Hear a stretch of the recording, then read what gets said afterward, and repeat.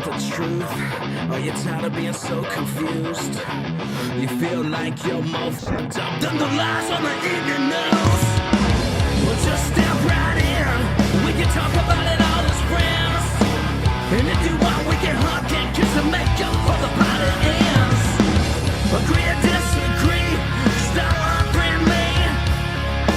'Cause I'm everything you want, damn sure what you need. I won't tell no lies, back up all the facts with truth.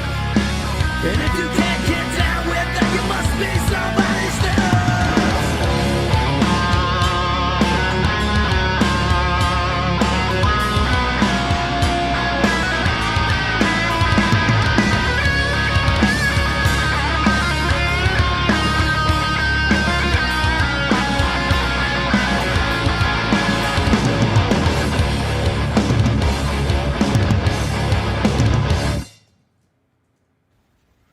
Hey, Hogs Twins here. Check out our friend Matthew Spirit at his podcast at the DUM Show and his website. Yeah, don'tunfriendme.com. Yeah.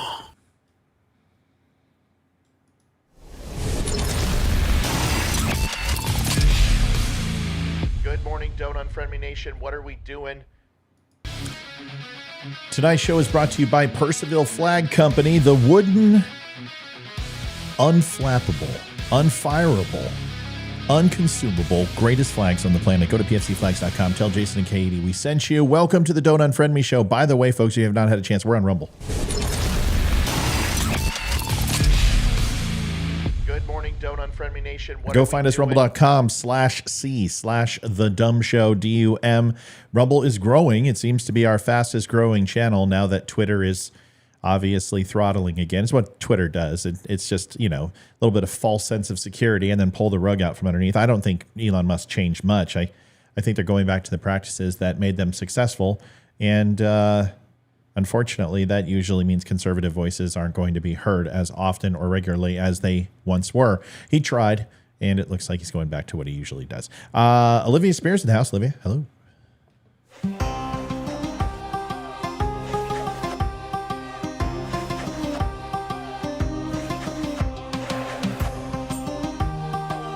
Good to have you here, sweetheart. You flew all the way in from the kitchen. Good to see you here. Actually, the downstairs. What were you doing in the downstairs? I was playing Diablo. What were you doing in Diablo? Passing a dungeon all by myself. You weren't with him. I was saving the world for freedom and democracy. I wasn't with you. No, you weren't. Thanks a lot. You're welcome. I hope it was good. It was. Was it fun? Was it good for fantastic. you as it wasn't for me? It was better. Thanks. That's what she said. Good to have you here. Welcome. No Leroy, no Amy tonight. Why? Because they're basically wimps. No, I'm kidding. Amy is always busy. And she's Monday and Friday are mostly a stretch, but she's always here at least once a week, but pretty confident she'll be here tomorrow. And Leroy too. They couldn't be here tonight. And that's fine. We were supposed to be on last night and we weren't. And honestly, I popped smoke. I'll tell you why. Everyone's like, oh, he's playing Diablo, or he's playing games. I needed the night off, but there was something else, and I was really pissed. And I couldn't tell Olivia about it, and I really couldn't talk about it until now. The news just broke like 5 minutes before we came on, so I can tell you what I knew last night, that the subcrew died 2 hours after they submerged, and I knew that last night. Wow, I didn't realize it was so fast. Yeah, it was very fast. I couldn't say anything because, as some of you may have peeped, and I guess this is breaking, and I should have put it on tonight's show. In fact, I did. I said, no, I didn't. Yep, no, I didn't. Yep, no, I didn't. So last night, let me explain how I knew it and why I knew it and why the information's coming out now. Is I have relationships with people in the Navy still, of course, and there are some very advanced systems that the United States Navy has that I can't name because they're not naming them, even though the name is out there in the ether, and they've been in several books. And if you did enough digging, you could figure it out. There are very similar to Sonus systems, and Sonus is a series of essentially acoustics that are used in the ocean and in the deep water to protect from ballistic submarines and Akula Hunter type submarines coming into the Atlantic and the Pacific. And SONAS nets are basically, there's a GIEC gap, which is Greenland, Iceland, and United Kingdom, where there are SONAS nets. They're protecting from Polyarny Inlet and several Russian naval bases. The acoustical software and system that was used is not necessarily a radar or sonar. It is a all-encompassing system, not even like SAPS or anything like that, which is an algorithm processing software which recognizes biological, mechanical events to identify prop wash from submarines, to get a classification, or propeller wash from frigates or carriers or whatever, even though Russia only has two. But anyway, and it classifies, and it allows you to listen to a signature from the thermal reactor, from the propulsion system, whatever, for all these different types of vessels. And that processing software will tell you what you have. And they all have a thumbprint, right? We're getting started right away. Sorry. So that is a very old system, and there's newer systems, and I can't go into the names and things to that effect. I just will tell you that what used to be available, there are a hell of a lot more advanced and complicated systems that can do things not just from a few hundred yards away or a quarter mile away, but we're talking a long way away.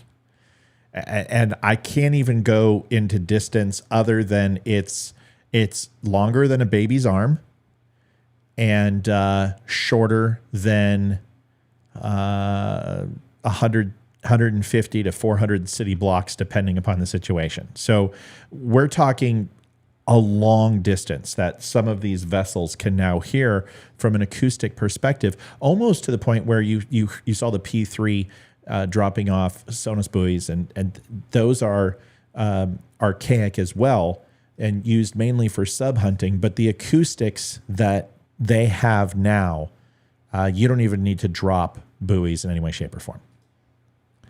So the reason I know this is I have several friends who are still in the military, several friends who are deployed, several friends in the ONI, several friends who work for the teams, whatever. And little does it matter, but I got word last night late that they picked up over message traffic and intel apparatus like IS's picked up from several ships that they lost contact with this submersible. Coast Guard was radioed.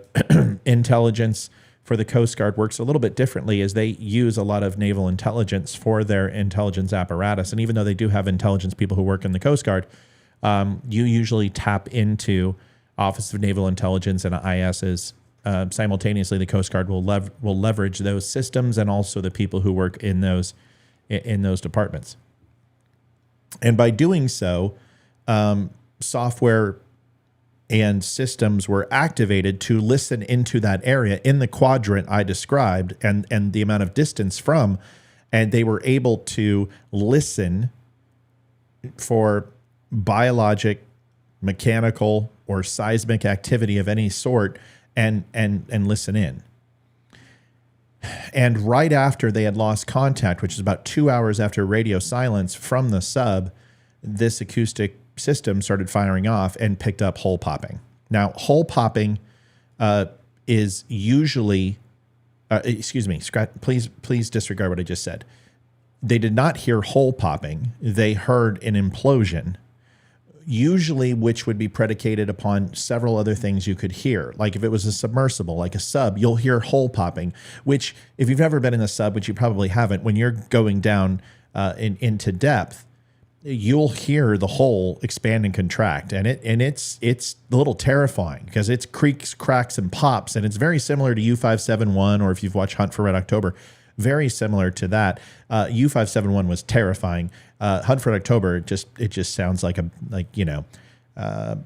popping metal steel with a hammer. But in U-571, I mean, it sounded like the whole thing was going to implode, and that's because, trust me, going in under depth at that time with that technology wasn't the best. But these systems will recognize when something's going down or something is leveling out its ballast tanks and wants to rise. Or you can even hear periscope, and you can hear, cavitation when they're slowing down, or rudder turns and things to this effect. But the whole point is that there was no hole popping. There was nothing else. It was literally dead silence for what they were listening to. And then literally an implosion, which means that the actual integrity of the vessel failed. And when you have the integrity fail in the structure of the vessel, all of that pressure, which is insurmountable amount of pressure, 350 times atmospheric pressure to be exact. You're talking 35,000 pounds of pressure, or what they would like to say is 35 elephants standing on your shoulder, came in, and this would be instantaneous. Whole collapse. And that pocket of air, literally, and the carbon fiber and any of the alloy of that vehicle, submersible, had simultaneous points of pressure on every square inch of it pushing in. And when you have failure, it crushes it into oblivion. And all that pressure takes that cavity of air and collapses in.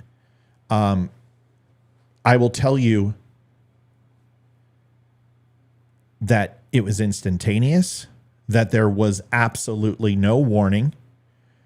Because understand, one crack or one bend, and it's not like a slow, oh no, it's caving in, what are we going to do? Like something out of Star Wars where they, prop up the trash. No. It's instantaneous. So anything that happened, they didn't know.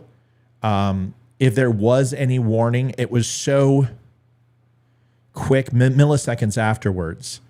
They may have seen, it just doesn't matter. It was over instantaneously. But the reason why, no one suffered. It's just immediate death. It's the best. All I can say is imagine taking thousands of pounds and dropping it from 1 foot above you. How quickly you're done. It's faster than that because the pressure is coming from all angles. The pocket of air that you have is just essentially. It's gone. It just collapses. That negative space, because it's so much pressure. It's very similar to 9/11, where they would see metal beams fuse together because of the amount of energy that came in. It was just something and then nothing. And honestly, the first thing I said when I heard this was good, because I knew they were dead or they were dying. And if it was suffocation, if it was freezing to death, if it was by asphyxiation, or there was a leak and they weren't at depth to crush, just knowing that it was sealed from the outside. I mean, it just the horrible fear that this was a slow death was put to rest. But I was also very pissed because I saw the news reports and I saw they knew about this a long time ago. And I don't know if the people who picked this up, specifically, there are no more bodies, Vicky. There are no bodies. There'll be nothing left. The external outside skin of the vessel probably will have some fragments and debris, because understand the pocket of air brings everything in, and then the outer probably just left, the skin left the outer shell of the vehicle. But no. Mm-mm.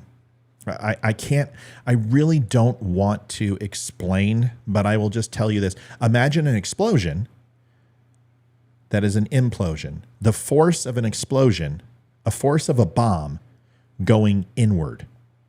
And anything that is encapsulated in that bomb is sucked inward with the pressure and the strength. There is nothing left.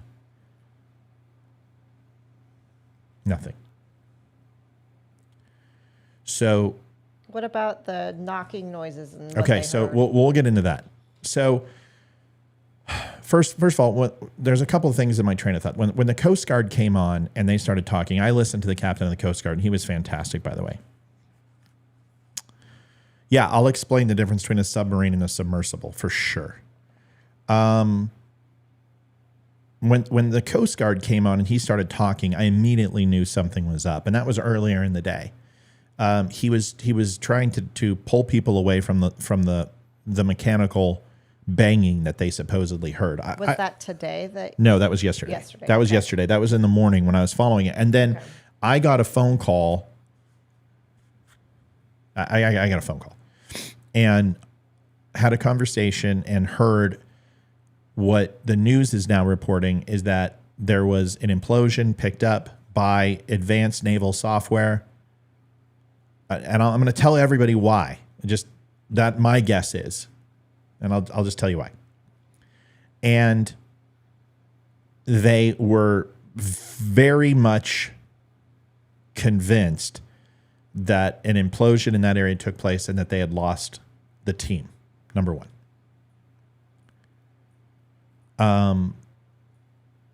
And people were so hung up on the 30-minute banging, and I had that report too, and I reported that in my video.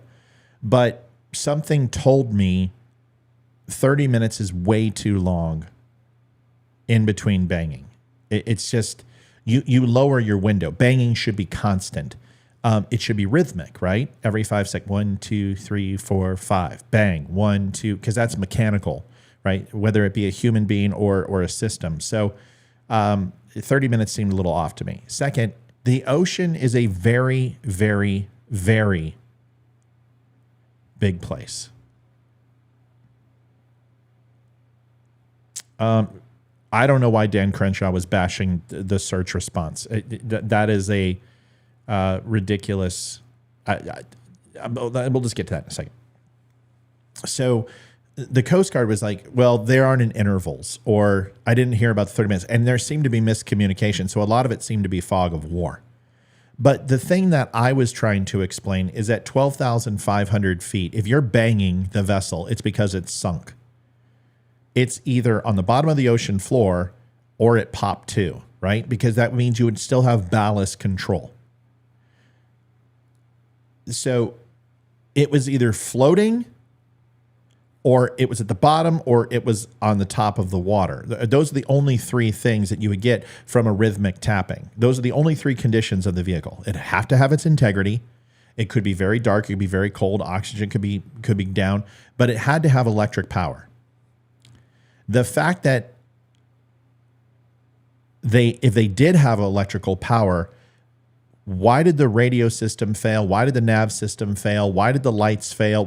Why did all of it fail simultaneously if they had electrical power? So one of two things was true. One is that they were already dead, or two, that they most certainly weren't in a stasis of sitting at the bottom of the ocean floor in a black coffin with hardly any oxygen. Because if they didn't have electrical power, the scrubbers wouldn't be working, the CO2 scrubbers. And that would have been a matter of hours that they would have been out of oxygen with 5 people in that small area. They would have asphyxiated on CO2 poisoning, and they would have been dead. So it didn't make much sense to me 2 days later that they're tapping if they're completely out of power. So the story didn't jive for me. And I'm like, so I made the video, and you heard me. I was very skeptical in the video, and I was like holding back and just being like, we don't know where they are. We don't know this. I'm not going to go ahead and claim they are or they aren't. But when I got confirmation last night that they heard a whole implosion, the United States Navy picked it up, and they did not disclose this to everybody. There's two reasons why. Maritime law is very, very important. And when you are in the middle of maritime international waters, which these most assuredly are, you have to have confirmation. You can go ahead and move from a search and rescue mission to a recovery mission, okay? But you have to have some sort of evidence, an oil slick, a life preserver with the SS Minnow on it, whatever it is. You have to have some sort of confirmation, physical evidence that the vessel has capsized or sunk or been destroyed or whatever in order to move to recovery. I believe they heard the popping. They did not want to give up hope to the families. They maintained and followed through because the story was released that there was going to be at least air until Thursday, 5 to 7 a.m. Eastern Standard today.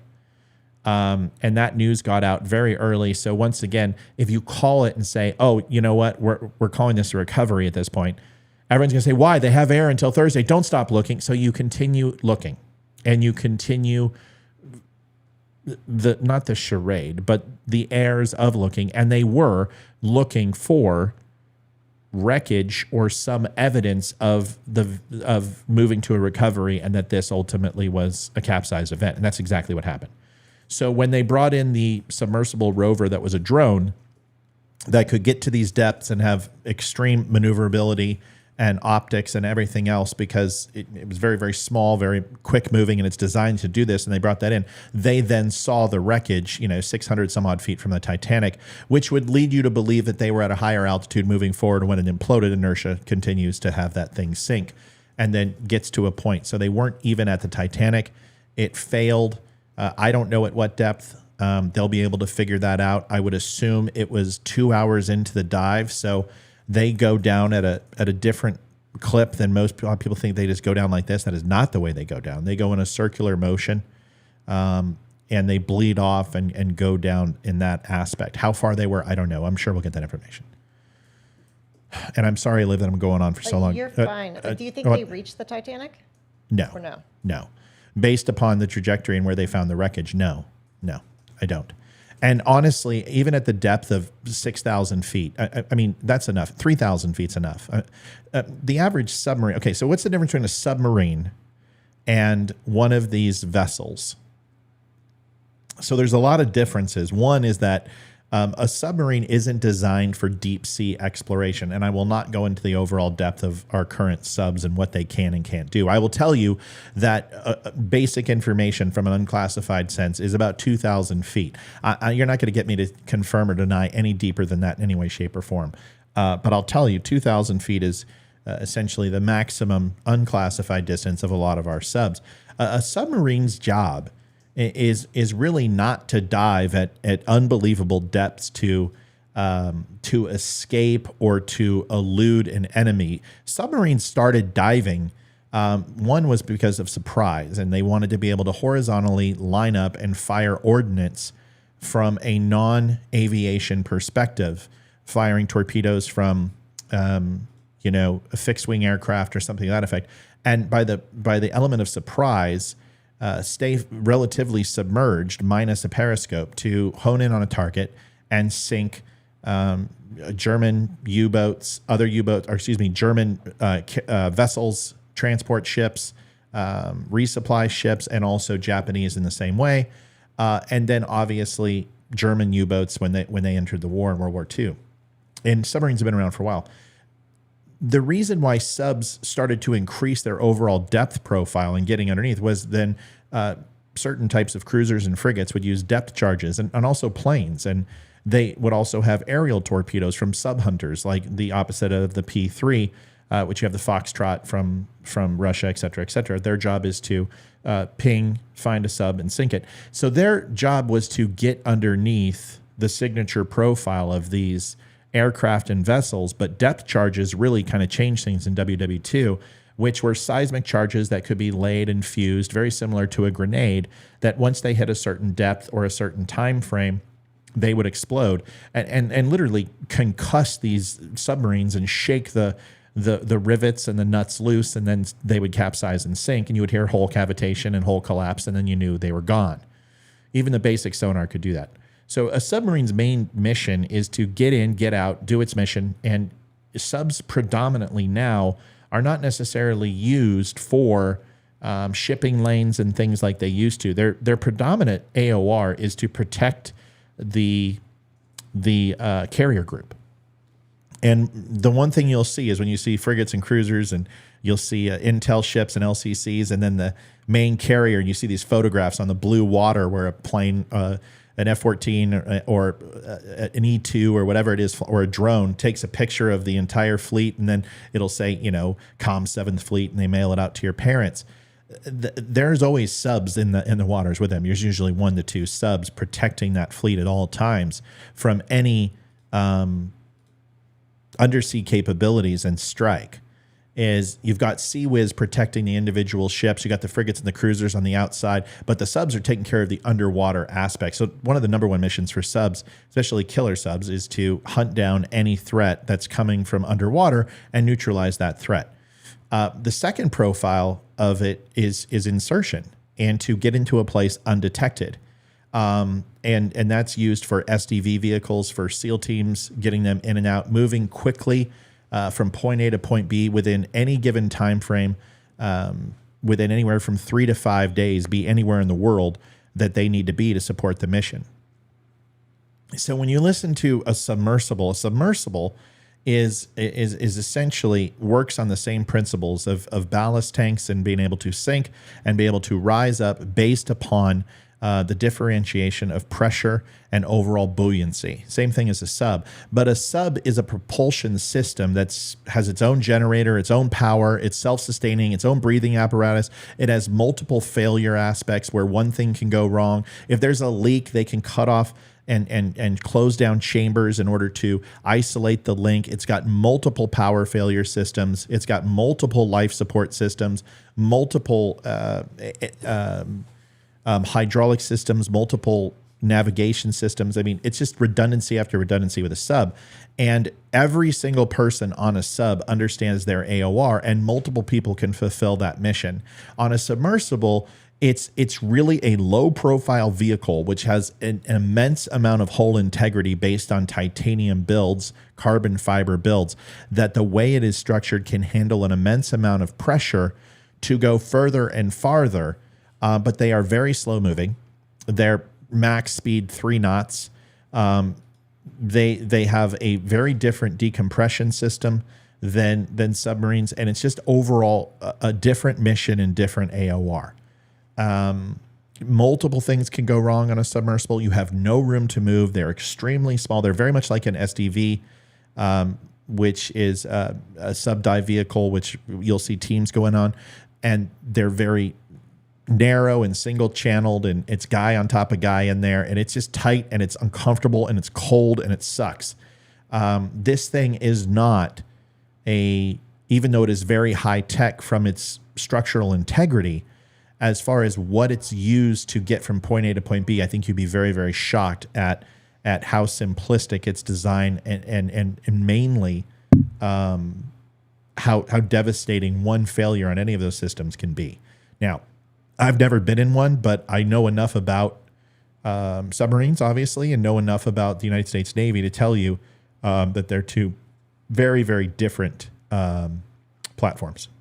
So that's the best answer I can give you on that. Any questions that we're getting? A lot of questions of, did he even test it?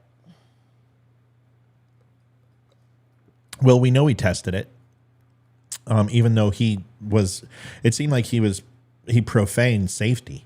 I mean, there's a video of him talking about how he's not going to hire any white people or white military people who are old because he can't inspire them or they can't be innovative. But he also talked about how he thought safety, that there's a point where you just have to go and you have to jump, and safety is kind of mundane and repetitive to a point of being a waste. And you're just like, dude, you know, the fact that they were using a wireless controller from Best Buy to steer this thing, I mean, honestly, it doesn't matter. I will tell you, I have two feelings about this now that it's done, and I feel I can talk about it openly. And then I'll tell you why I think they didn't tell us. Besides that one reason, there's another reason. Is I think people are mocking these guys. And I thought there was something amazing about the first person to go to the North Pole in Antarctica, the first people to climb the Himalayas and Mount Everest, the first people to explore, whether it be Columbus or whether it be the Vikings or Chinese or whoever else. The first skyscraper built, the fission material and splitting the atom. I think we used to idolize and respect people who push boundaries and did things that were maybe even considered a little crazy at the time. And billionaires have always been eccentric. These are people who have all the rudimentary things in life that they need. They don't want for anything. And when you have everything, excitement is difficult to achieve. I would assume. So they push themselves and they go past their normal limits in order to find pleasure. And this is not a rarity. And this happens with billionaires all over. But most of these guys have done other things like climb mountains or done dives before, or done free diving or skydiving, or some of them were in space before, right, Liv? Yeah, one of the guys, he was on that SpaceX flight that went up last year. Apparently, he's a really famous explorer, and he's been all over. Yeah. He went to the South Pole twice, and one with Buzz Aldrin, I think. Yeah. When Buzz Aldrin was like 89 or something. So he's kind of been all over the place, and he prided himself on doing big adventures. So honestly, at least he died doing something he loved. Well, I look at it this way. I mean, people were being horribly rude and unkind, and because they were rich, and they're just like, oh, well, I hope orcas eat them and all this other stuff. And the reason why they're doing that is because these are socialists and they hate billionaires. Did he test it out? Well, yeah, he had depth testing. We saw this. Was it up to snuff? No, because remember, there were 6. That's why I said it in the video. Someone's like, hey, 6 guys weren't there. I said, wait a second. Hold on now. Was there only 5 guys there? There was only 5 in the vessel, but 6 were slated to go. And one of them said, no way, I'm not going. And the safety standards, you guys have nets in the way of diving. You guys have situations where you don't have the navigational capabilities to see things in front of you.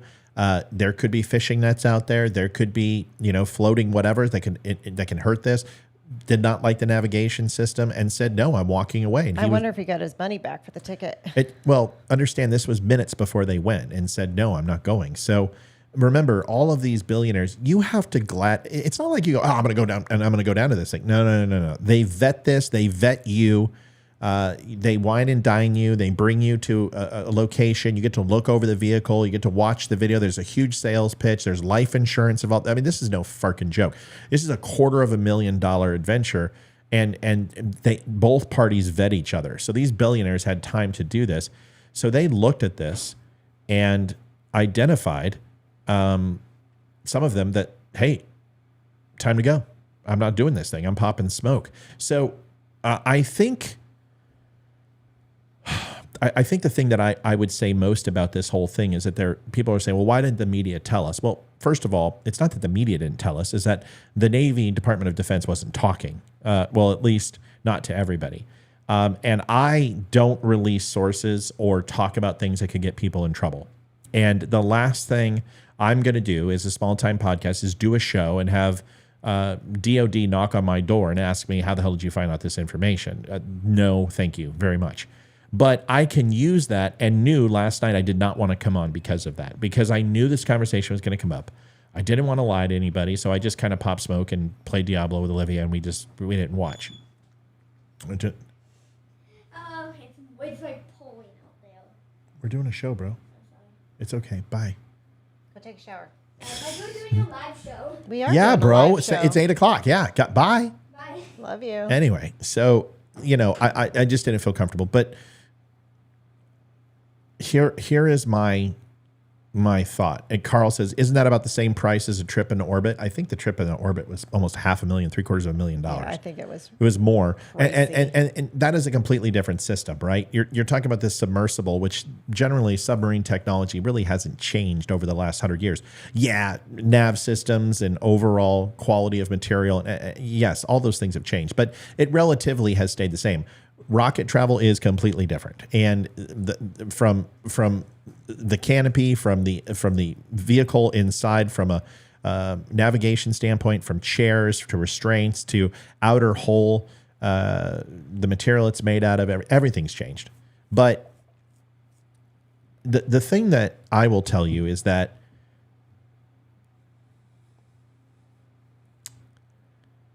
I always find it odd that when some of the biggest things that happen around Democrats, that there's always this major news stories that steals the headlines.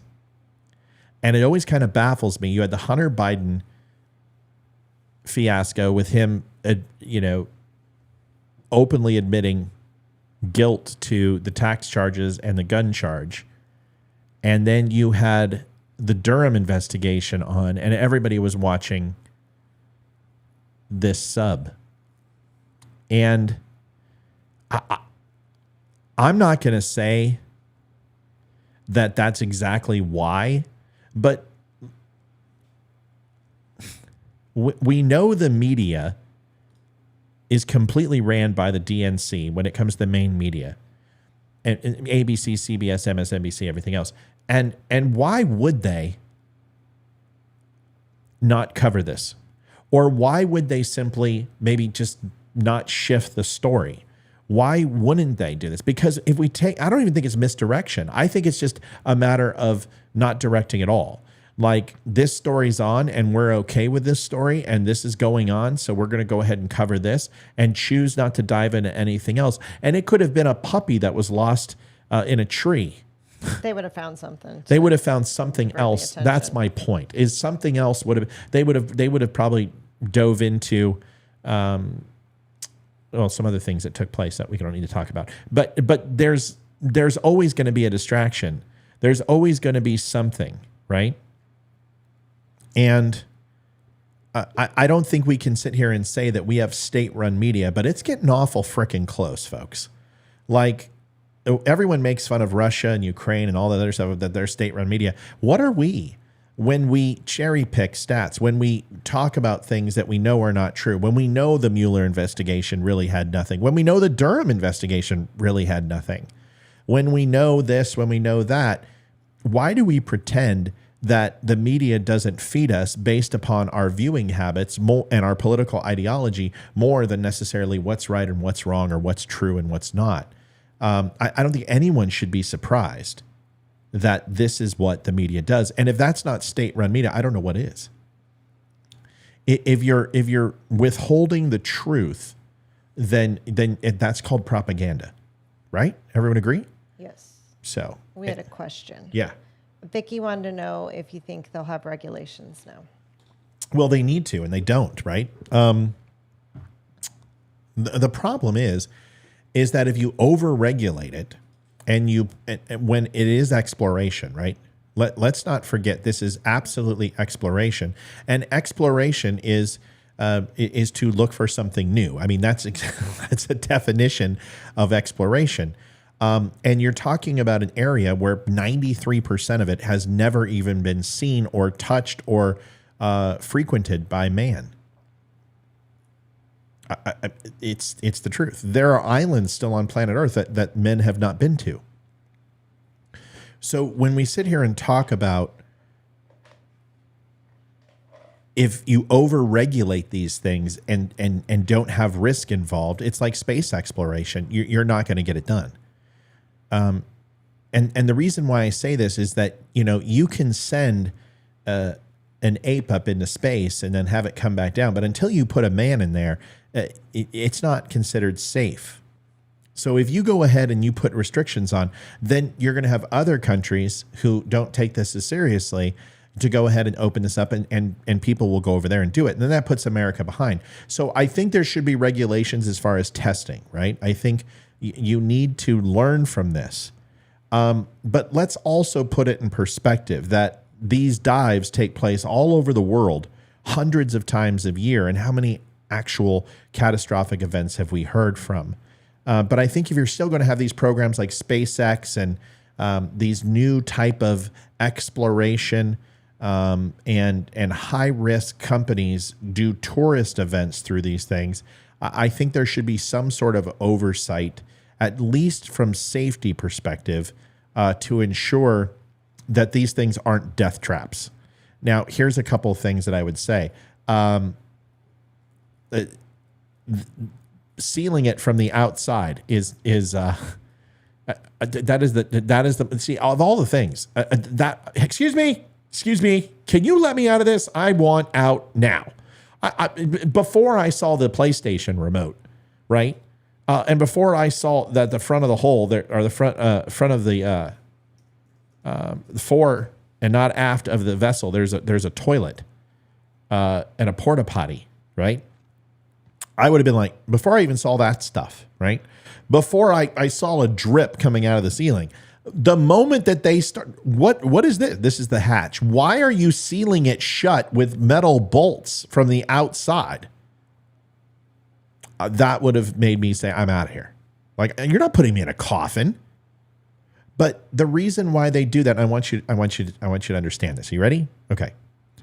Everyone was flipping out about that. And I wouldn't have got on it anyway. Not because I have some illusion that I could escape that vessel. Folks, the moment that you're 100 feet under that water, the moment that top, you're dead. Okay? You're dead.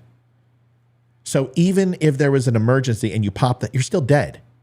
You are not going from a vehicle filling full of water, having the presence of mind to take a very deep breath because it's going to happen instantaneously. And then you're going to somehow traverse 100 feet up and still live. The average human being isn't going to be able to do that. I grew up in the water my whole life. I am a fish. I am an extremely prolific swimmer. I've got lung capacity like you would not believe, and I would be hard-pressed to do that. And don't forget that you're going from a pressurized system to an unpressurized system in a fraction of a second. You're literally, your ears are going to explode. You're going to get oxygen shoved into your bloodstream. It's going to be in your arteries, and you're going to have a frickin' embolism and a heart attack and a brain aneurysm before you even decide to start swimming. So whether they lock you in or not, it really doesn't matter. You're dead anyway. Does everyone understand? So it's really only that 20-foot eclipse of getting under the water where you're like, we're sealed in here. And then you're like, okay, well, screw it. I'm dead anyway if it pops. Does that make sense? Yes. Got a question. Yeah. Carl wanted to know, do subs still need to surface an antenna to communicate? No. No. There's some. I mean, there are older submarines that are still in existence where you can do a towed sonar array. You can do ELF. You can float a buoy from a certain amount of depth. So no, they don't need to surface to receive communication. Depending upon what frequency you're going to use and depending upon what communication you want to use. But no, there's no reason for them to surface anymore. No. So this whole thing, if you're going to scuba dive, like someone's talking about, self-contained underwater breathing apparatus, and you want to dive, which is something I love to do, you've got to be careful. But if that whole integrity goes at 100 feet, and you're dead. You're dead. That's it. It's just no way. So everyone flipping out that they were sealed in, even though I wouldn't do it because I can't stand that. And my time on submarines, I hated every minute of it because I don't like confined spaces. But I did it because it was part of the job. But this whole thing is going to be picked apart and looked at and dissected over and over and over.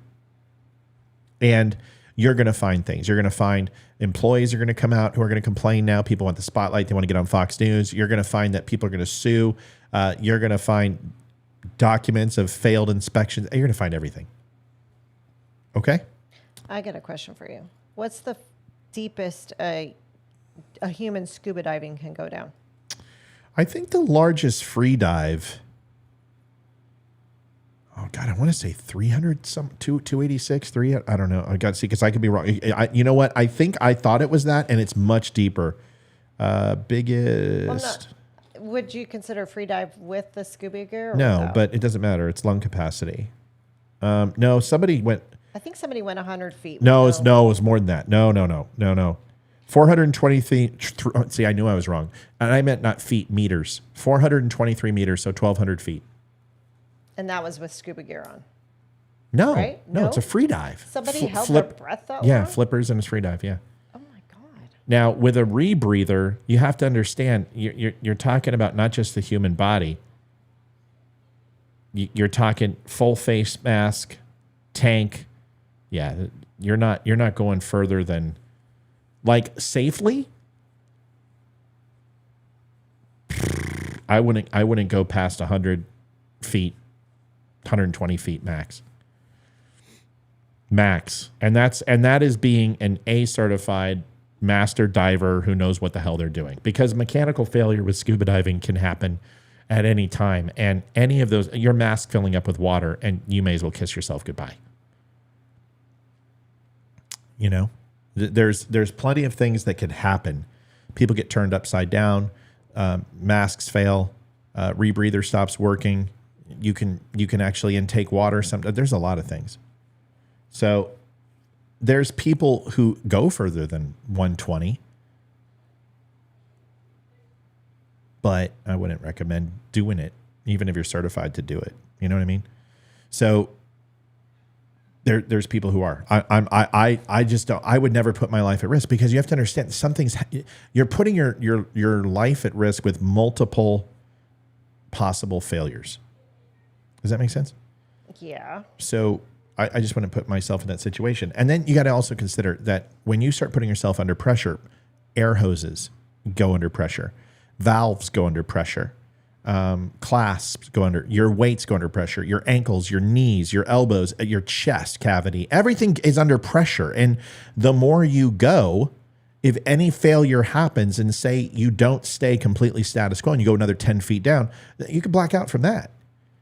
There's so many things you could, it's just, I don't know. I think deep diving it's kind of like big wave riders for surfing. I think they're just freaking crazy. And that's it. That's it. I think they're insane. So big wave riders who are surfers who go get these 80-foot monsters, I think they're crazy. One drop and they're dead. The people who free dive's a little different. Free dive is training your body like a muscle, and these guys can slow their heart rate down, and on one breath of air can handle, sometimes 5, 6, 7 minutes of holding their breath, even more than that. I think the world record for a free diver is something ridiculous, like 9 or 10 minutes, some shit like that. So, but see, but if you tell me, Matt, would you go jump tomorrow from 18,000 feet, 26,000? Yes, tomorrow, just tomorrow. Yes, done. I'll jump. Matt, you want to jump from 10,000? Yes, that's the answer. Matt, you want to jump from? Yes. You ask me that, and I'm totally cool. But you tell me, to go do a free dive. I'm like, you're freaking insane. There's no way. So everyone has their different phobias. Everyone has their fears. Tell the kids to get off the internet for me, please. I don't think they're on. Liv, They're running please. around. Yeah, they are. So just tell them to pop. Do not get on the internet. Turn off TV. Anyway, that's it. We just have a lot of people we're streaming to right now. Anyway, so that's, if there's any other questions, I know Olivia's looking at it, but yeah, I mean, that's the thing about diving is diving is incremental and it's a step process. And you go a little bit further and a little bit deeper each time and challenge yourself. But, like Mike just said, you can have something fail at 5 feet. You can have something fail at 100 feet, and you can die from both things. I mean, scuba diving is not. There's a reason why it's one of the most rigorous trainings, and one of the most rigorous sports and leisure activities out there. It's a hell of a lot more intense than skydiving. It's a hell of a lot more intense than mountain climbing. It's a hell of a lot more intense than submersible diving in a vehicle. It is hands down scuba and master diving. And certification is rigorous. Honestly, it's very comparable to flight training. The hours you have to put in the diving to get qualifications is very similar to flight training. Hundreds and hundreds of hours of experience to be truly qualified to handle just about any situation. And if you don't put in the range time or you don't put in the dive time, those are acquired skills that can be lost. All right, and let's get into it. We had a long intro. Good. Welcome, Matthew Spear. Hey, thanks everybody. Thanks for watching the show tonight. Good to see so many people on. It was a fun conversation. We just getting started. That wasn't even on the agenda for tonight. So if there was any other questions, Liv, did you see anything else that anybody wanted to know? Not that I saw. I think I got most of them. Robert, the CEO didn't have time to think about his mistake. It literally went from, how's everybody done? It's instantaneous. To have an implosion and to capsize your vehicle at that depth, it was instantaneous. Absolutely no delay, no pain, nothing. They didn't even know it was happening. It's just, this is gone. Imagine, here's the best example I can give you. Imagine an elephant stepping on a soda can. That quick. That's it. Elephant, soda can, gone. Flat, done. And they weren't flat. They probably lost 2/3 of their overall mass in a fraction of a second. 2/3 of their mass. Yep, that quick. Okay. All right. Well, we got a lot to cover, so let's do it. It would have been like a nuke dropped on their heads. They never knew it happened. Yeah, there's just he didn't even have time to regret. Nope. I think I'm going to call. Nope. There's nothing. And that's the way it should have happened. Jennifer, if you want to call in, you're more than welcome. Here is the phone number before we get started. I did invite Jennifer onto the show if she wanted to call in and talk about. We were having a lengthy conversation in regards to something that a commenter said in regards to Hunter Biden and overall. I said it was about money, why he was out, and trying to bring it down to money, power, votes from a system. And she had some challenging thoughts on that. And I said she could call in if she wants to. She's on Facebook, but I didn't see the link post on Facebook. There it was. Yeah, it takes a second. Okay. Evening all. Why hasn't anyone else said this? Well, they have now. That's why I'm talking about it. See, sometimes I get information that I can't release, like the FBI inventory list of Donald Trump's Mar-a-Lago raid. That was an open source. And about 2 minutes after it was released by news media, I released it too. So there's times where I get things that I don't release because I don't I don't want to put people in jeopardy who tell me things. And I collect people. That's my thing. I'm kind of like what is it, Slugsworth from Harry Potter, the potions professor? Slughorn. I collect people. I collect people who are mutually interested in having great discussions and providing information that is that encourages conversation. Best way to put it. So I don't necessarily release information like that sometimes. But why is no one else talking like this as far as losing whole pressurization? So Renee says Twitter is saying they knew about implosion on Sunday. Said not until today. Is this true? Yes, it's true, Renee. They did know. I don't know if Biden knew, but the Department of Defense in the United States Navy knew. I knew last night at around 4:30 in the afternoon. So why didn't they say anything? I told you why. Maritime law, from going from a search and rescue to a recovery, and the amount of information that was released before this was that they had air until Thursday at so many hours. In a search and rescue mission, you have to have some sort of evidence to move from search and rescue to recovery. The hole popping was one bit of evidence, and not the hole popping, but the implosion was one bit of evidence. And they knew they had submersible vehicles, specifically drones that were unmanned, that could get to that depth very, very quickly and identify. And it took them some time to find it and confirm and then released it. But when you tell a family that they have till Thursday at 5 a.m., you don't go ahead and tell that family something different at that point. But there was also a very big news cycle, and I would not be surprised the way that this administration runs that they didn't share that information.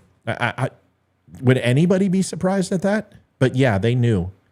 They at least had audio confirmation of an implosion 2 hours after radio, or two after it went down. Family member of mine out there, and yeah, hope's great, but if you knew 5 days before you told me that you guys were dead, I would have preferred to know right away. Well, of course you would have. But so I mean, I'd be pissed if I was those family members. Well, I think they're going to have I think once again the truth will come to a point, and we'll figure it out. Jennifer, hi. How are you?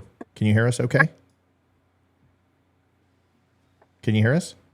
I can hear you. You can't hear me.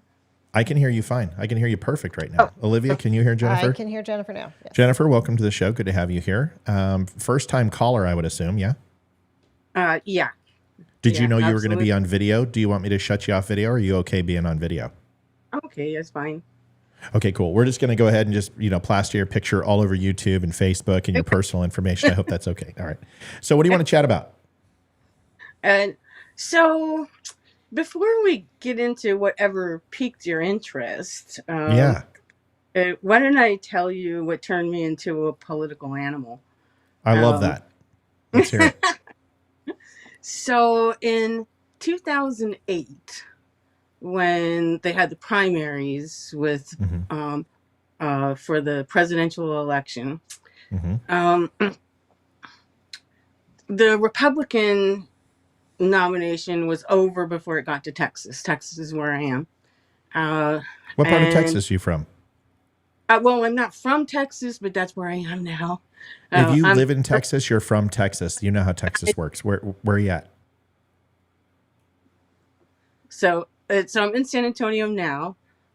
When this happened, I was actually in Fort Worth. So the Republican side was over. It was John McCain, was going to be the nominee. It didn't matter if I voted. Right. And so in Texas, up until 2008, they had a thing that they called the Texas two-step. And you go and you would vote up until 7 o'clock.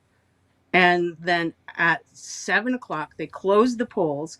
And then you could come back and go through a whole other thing where you vote again. And so it's kind of like that's why I called it the two-step.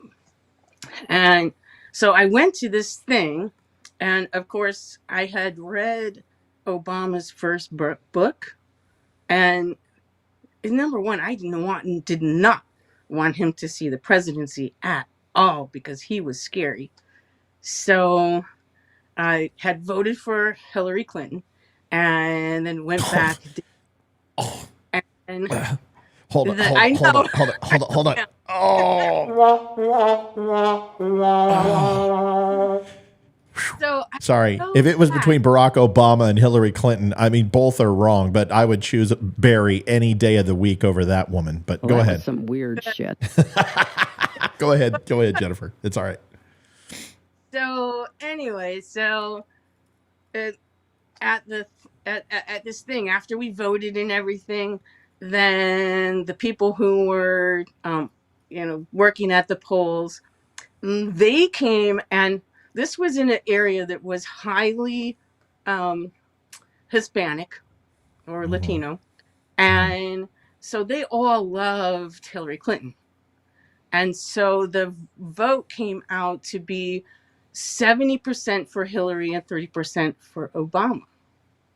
And so the poll guy, whatever his title was, he comes out and he says that there's this kind of strange math that goes on. And this voting was to see how many delegates would go to the convention. Yep. So he lied about how many there were for Obama and how many for Hillary, and made it so that there were more delegates going for Obama by one than for Hillary. And I think there was 13 total. So there was 7 for him and 6 for Hillary. Well, So that, we kind of figured out what the deal was. Anyway, so I saw the most horrible antics of politics go on throughout this whole thing. So, okay, so can I interrupt, Jennifer? I've got a question too. Can I interrupt? Yeah.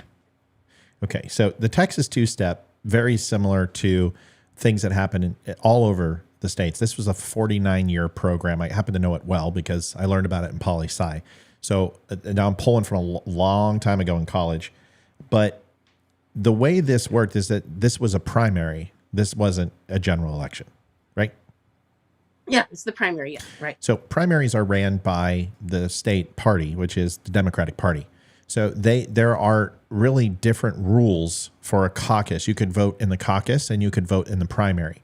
So what's considered by 2 votes is really not 2 votes. It's 2 separate votes, but the way the Democratic caucus works and the way the electoral works is when you're rooting and voting for a president is that you have delegates and then super delegates. And this is something that the Democrats put in place specifically for this reason.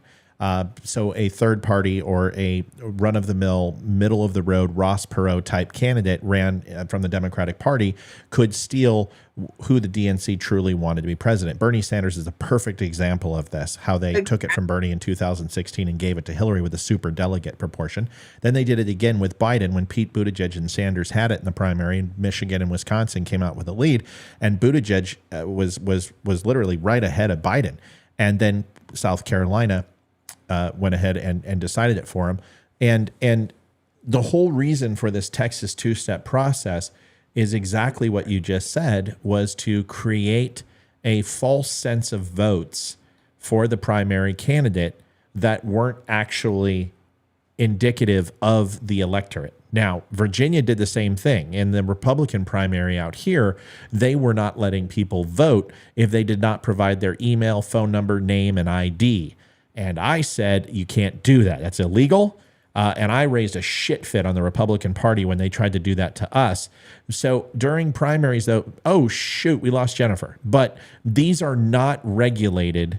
Primaries are not regulated by the state or the federal government. They are regulated by the party, and they get away with murder. So she's absolutely right. This did take place. It's no longer taking place, but it did. And I hope she calls back, and there she is.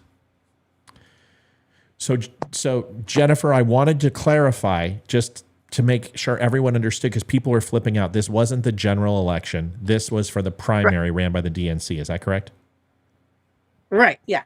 Oh, okay, cool. Yeah, and Olivia had a question. Go ahead, No, Liv. that was it. Just several people were confused about 2 votes and didn't understand. So you got it. Okay, go, Jennifer. Keep going. Yeah. Keep going. Sorry I interrupted. General, right? Yeah. And Okay, go ahead. and they counted for different things, because this was in order to get the number of delegates that would go represent them at the convention. Yes, ma'am. The Democratic convention that was held in Austin. And so we actually had to go and fight for the delegates that belonged to us, which was 9 instead of 6. Correct. And so it was a lot of, it was an education. It was a lot of bullshit. Bullshit. Yeah. So anyway, so once Obama got elected, I just was freaking out, every other day at what he was doing that was ruining the country. And so I started paying a lot of attention, especially when when like in 2014, when they first started talking about Ukraine and what was going on over there. Nation building. Yep. And, so I was kind of interested in that. And I don't know who piqued your interest. What did you who do you want to talk about? Because there's a lot of players. No, listen, it's your dime. Listen, my interest goes all the way back to the Iran-Contra hearings. You're talking about a child that would skip school so I could watch the Iran-Contra hearings. And my grandmother, I would go to her house, leave middle school in the middle of the day and go watch the Contra hearings. So I've been in politics my whole life. I just figured I put my number up there. And now we had a conversation on Facebook about somebody who talked about money and politics and everything else, right? And I told you to call in. Is this the same Jennifer? Yeah, and and okay. When I talked about a couple of people, because I wanted to, kind of bring it beyond just talking about that guy, whoever he was. Right. Well, right. And my whole thing is, we could get into a long dialogue and conversation about that, but my whole point of the thing was, the guy said, it isn't about money. And I'm like, yes, it is. It's always about money. And it's always about that. And the separation if you look at the lines of separation between the haves and have-nots, it's always been about money, power, and votes. And that can go back to the days of Charlemagne all the way till today. And that's always what it's been about. And nothing's changed. It's just a matter that we consider the reason why our government and our country is so good is that there has been no system established in the history of man where 50% of the population can do well and the other 50% can get sick of not doing well and rise up and do something about it. We're the only form of government on the planet who's done that. Everyone else is usually 3% does well and the 97% do all the work. Capitalism is far from perfect, but it does provide for at least half. And then with ambition and you getting sick and tired of being at the bottom can also become above the upper echelon of 50%. But it's not the most perfect system, but it does work. But anyway, it's your nickel. If there's something you want to chat about or something question you had or whatever, we're here for you. All right. So, remember I mentioned Alexandra Chalupa? Okay. Do you know who she was or is? No, I don't. Okay.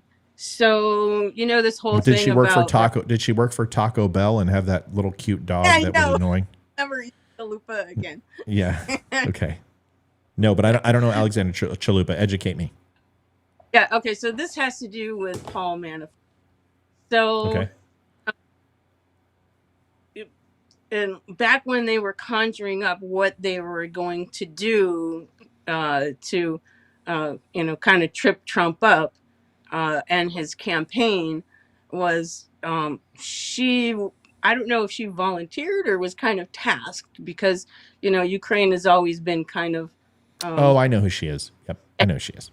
Okay. And she was like, well, somehow I feel like there's a Russia connection. Right. And so what she did was that she set up Paul Manafort in that bar scene. The guy who came there, I forgot his name. Okay, Jennifer, listen, we're way off topic. Let me explain something. When I said you want to talk about something, it was basically about the show. If you're here to express Paul Manafort's innocence, that is a show that I'm willing to do. But he's not innocent, and he's guilty as fucking sin. And I don't understand why you're defending the man. No. That wasn't the point. The point is of the horrible things that they did to Donald Trump to start the. Of course. Yeah, you and I agree. But Paul Manafort being innocent isn't one of them. So I agree with you. What they did is that they used a dragnet to go ahead and bring up every single possible way and investigate every facet of his connections in life and found nothing, and then decided to go back so far into the garbage archives to go ahead and discredit people that had nothing to do with the case. It's a dragnet system. It was a catch-all, be-all type warrant. FISA warrant was actually manufactured. We know that. We know the wiretaps were illegal. We know that they went ahead and used foreign agents and foreign assets. Hillary Clinton paid a $750,000 fine for that and should be in jail for hiring a foreign agent and not classifying it. I know all this. Paul Manafort, though, is not a good dude and never was a good dude and deserved everything that happened to him. Just that in that particular thing that they used to start the Russia hoax was he was set up for that, but that's not Well, that's not what they got him for. Yeah, but they got him for embezzlement. They not classifying as a foreign agent an asset. I mean, they got him for a lot of things. But once again, they got him on a catch-all, and it's unfortunate and it sucks. And they did. Flynn was more set up than anybody. I mean, Roger Stone is not it's not clean as the driven snow. Flynn was probably the cleanest out of all of them. And definitely Michael Flynn was the cleanest of all of them, and he really got a raw deal, I think. Oh, he completely got a raw deal. But once again, this whole thing is it's important for people to understand is that there is some guilt associated here. And just like Donald Trump with the document thing, there's going to be some things that he's going to have to speak for, especially obstruction, because he did make some choices. He did say some things where they have him dead to rights. But that's not necessarily means that he should be held culpable for those things, because the investigation in itself isn't held to the same standard for every president. Multiple presidents have done what Donald Trump did, and it's ridiculous for anyone to say they didn't. In fact, some senators did, and Joe Biden when he wasn't even president. So, Jennifer, I agree with you in a lot of ways that they use this as a complete cover to find anything. And if you listen to the Democrats, even last night, which we're going to cover in a little bit, where they said, oh, well, you guys have been looking for years and years and years, and you didn't find anything. You could have brought any charges you wanted. And said, yeah, but that's not the way things are done. You do that. That's what you guys did to 12 of Trump's associates. And you brought down people who had nothing to do and didn't even know Donald Trump. That's very different than convicting people who were involved in some sort of Russian collusion hoax, which we all know Mueller. Bottom line, you can read it upways, sideways, downways, any way you want. The one line is, we cannot prove that one vote was changed because of the Russian efforts. That's it. End of story. There was no Russian collusion. It's the most ridiculous thing in the world. So that's it. Yeah, exactly. Exactly. Okay. And then whole thing Go about ahead. the first impeachment for Yeah. Donald Trump, Yeah. and everybody that they brought for witnesses was in the State Department in Sure. Ukraine. Sure. And why do you think they all didn't like him? Do you know? Why people didn't like Donald Trump? The people in the State Department in particular. Well, I think there's several reasons, but you tell me what your reason is, which is more important because you're a guest on my show, and then I'll tell you what I think. How about that? Well, one of the reasons, I mean, there's probably a lot of reasons, but one of the reasons was that they had a long-standing policy going on in Ukraine that every president, Democrat and Republican for 3 decades or so, went along with. And Donald Trump came in and says, "Oh no, no, no, no, I set U.S. policy," and they said, "Oh no, no, no, no, this is our foreign policy."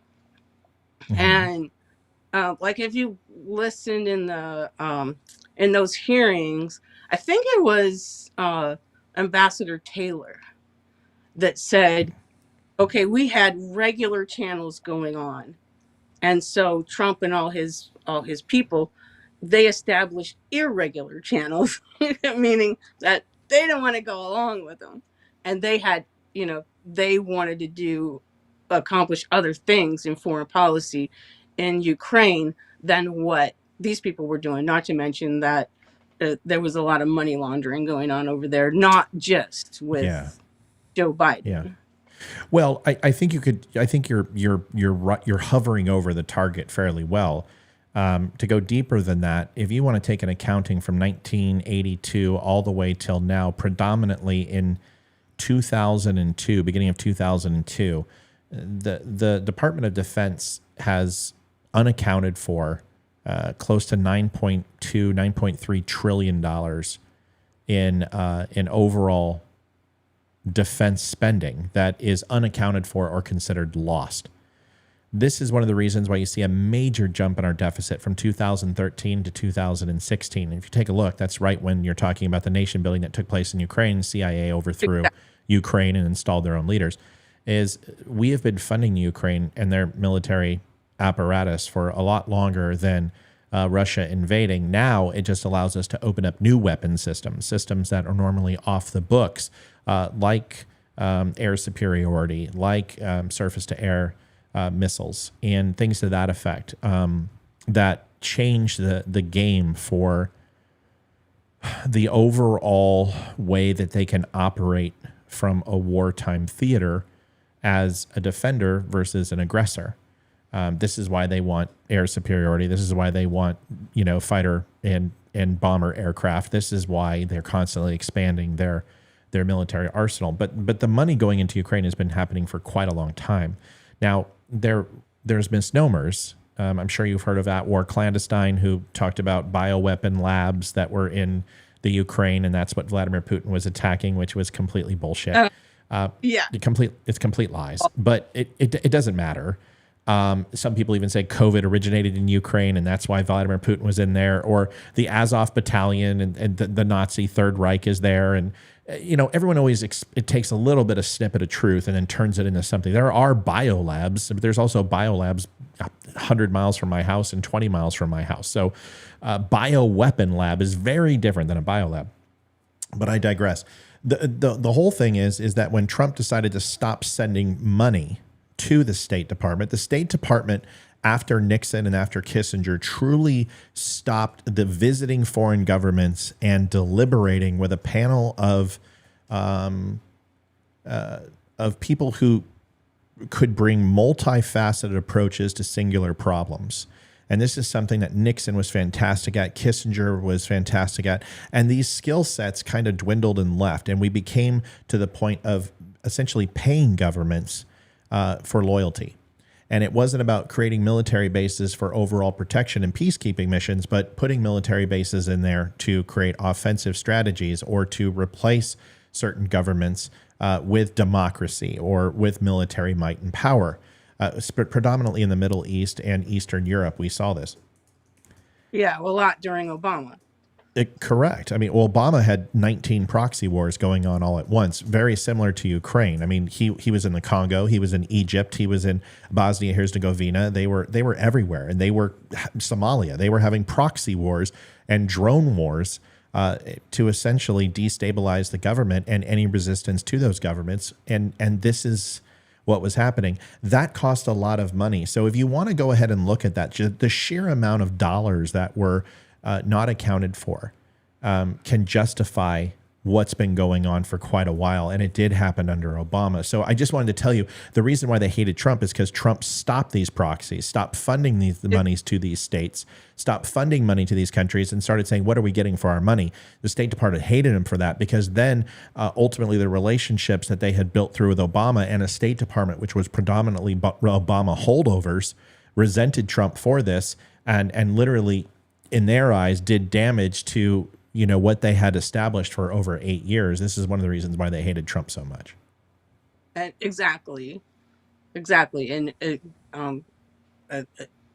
especially because of what he was doing to pull back on the finances. Yeah, well, war is a very expensive. Like I told you, money, power, and votes. So, Jennifer, I am going to ask you a favor. I made a mistake. I wanted you to come on, and I thought you wanted to talk about that guy and about that, but I want to have you on again. And I love it when people are extremely educated. I want to get to what we're going to talk about tonight. If anything strikes you, would you call back in to me and jump on here with us and talk about it? We would love to do that, but I want to get to some of the things that I promised the viewers. And anytime you want to come on, you have an open invite. I would love to have a conversation with you. Is that fair? Okay, that's fair. Thank you very much. Jennifer, it's a pleasure talking to you. Thanks for coming on. We'll talk to you soon. Thanks, Jennifer. Okay. Nice to meet you. Bye-bye. Yes, ma'am. Nice Bye. to meet you. She's smart. Smart. I have no idea what you guys are talking about. That's okay. That's why I pop smoke, because that's a show that we have to set up, and I want Leroy and Amy and you here and to be multifaceted. Listen, I can go down the rabbit hole with anybody, and I can talk about pretty much any subject with some form of intelligence, but I won't talk about it unless I know quite a bit about it. But go back and look at the Defense Department spending, all viewers, from 2013 and 2016. And there is a huge spike in defense spending that was unaccounted for. And this money was not appropriated. This money was not accounted for. And we're talking almost $6 trillion. Incredible. So you want to know where that money went? Do an audit. Anyway, let's get into a couple things. And we have a whole bunch of people on. We had almost 225 on at one point. So let's see if we can get this going. Sorry, Livy. I didn't want to distract you. Tonight, what are we going over? RFK is for real. Dems are scared. I want everyone to sit on. Do not leave.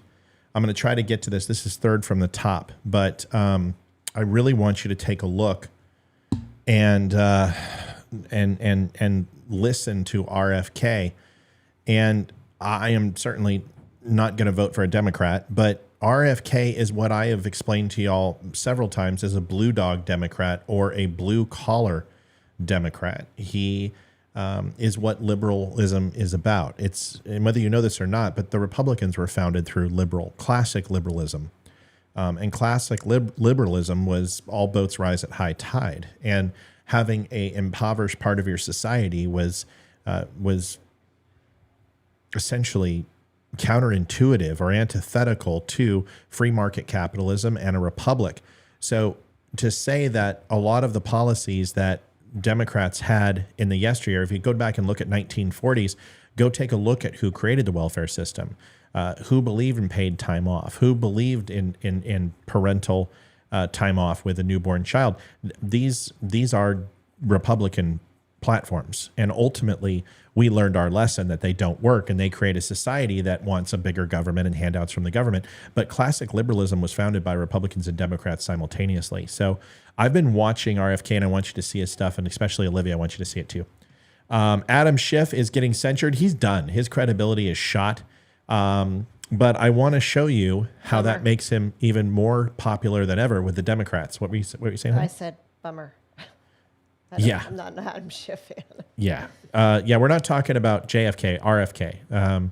This is RFK RFK Jr., who is a candidate for president, who's running up against Joe Biden as a Democrat and gaining some serious traction. Hakeem Jeffries is a danger. We need to talk about him. He's the new minority leader for the House, and I want you to listen to some of the things that he has to say. And then Biden surrenders Taiwan, and this is probably the most concerning thing that we have to talk about tonight is Blinken's visit to Taiwan and what he said. But first, we're going to start down with the liberal meltdown. It's a 3-parter, but Hakeem Jeffries is slightly off in his analysis. I want you to listen to this. He is talking how Republicans take a knee for Trump.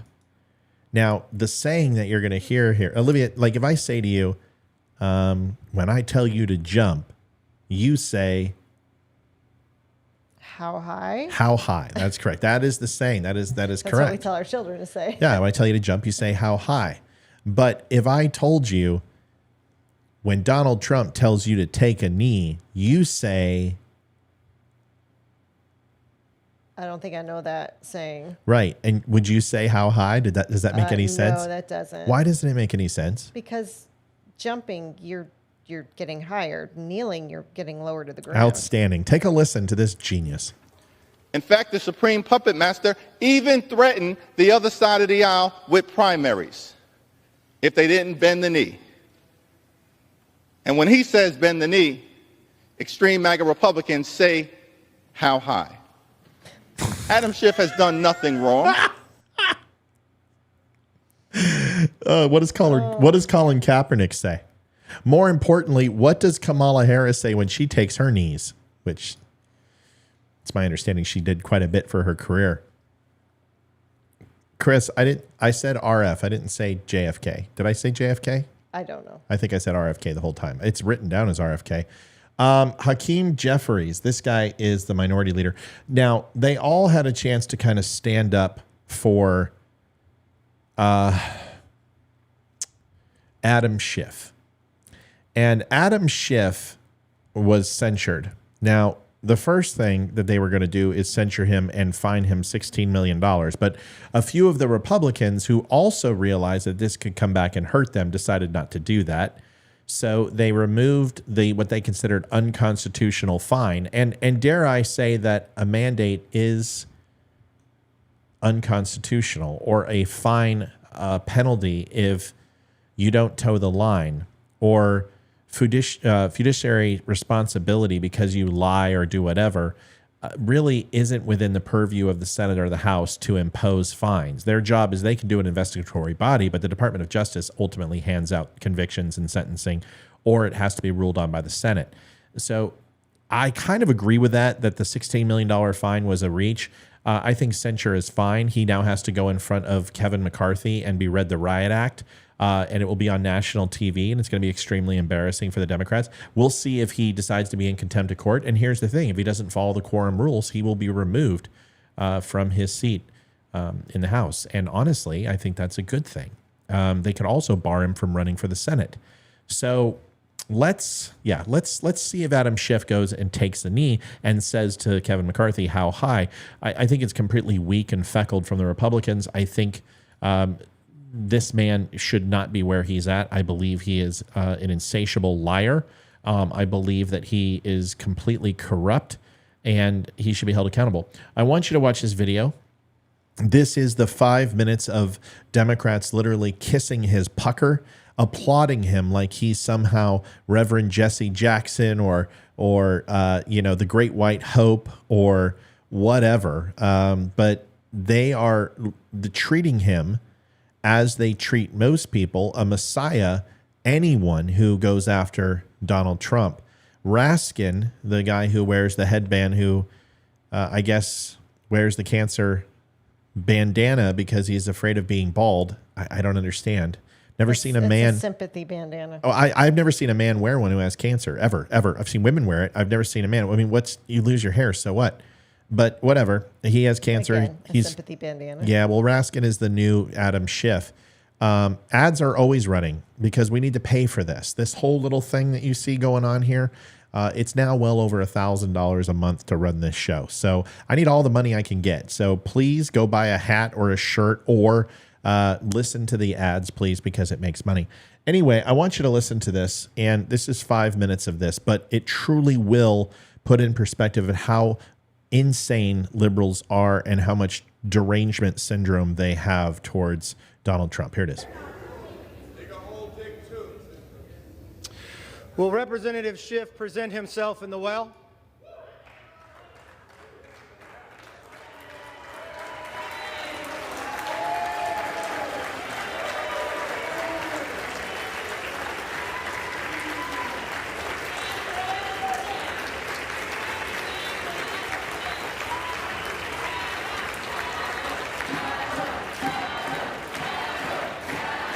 That's not a very diverse group of people.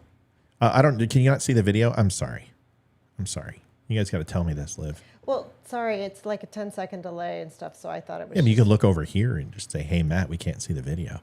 Doesn't look like a very diverse group of people, but let's go ahead and.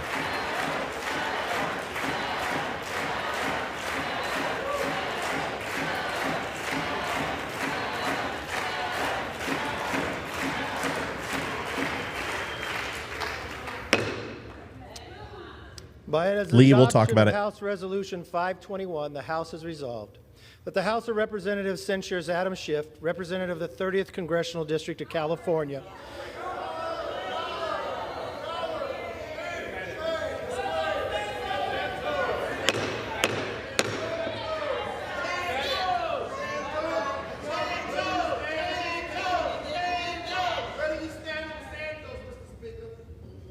I will begin again. By its adoption of House Resolution 521, the House has resolved that the House of Representatives censures Adam Schiff. You know what this reminds me of, Olivia? What? This looks like an insurrection. Let's mark the date.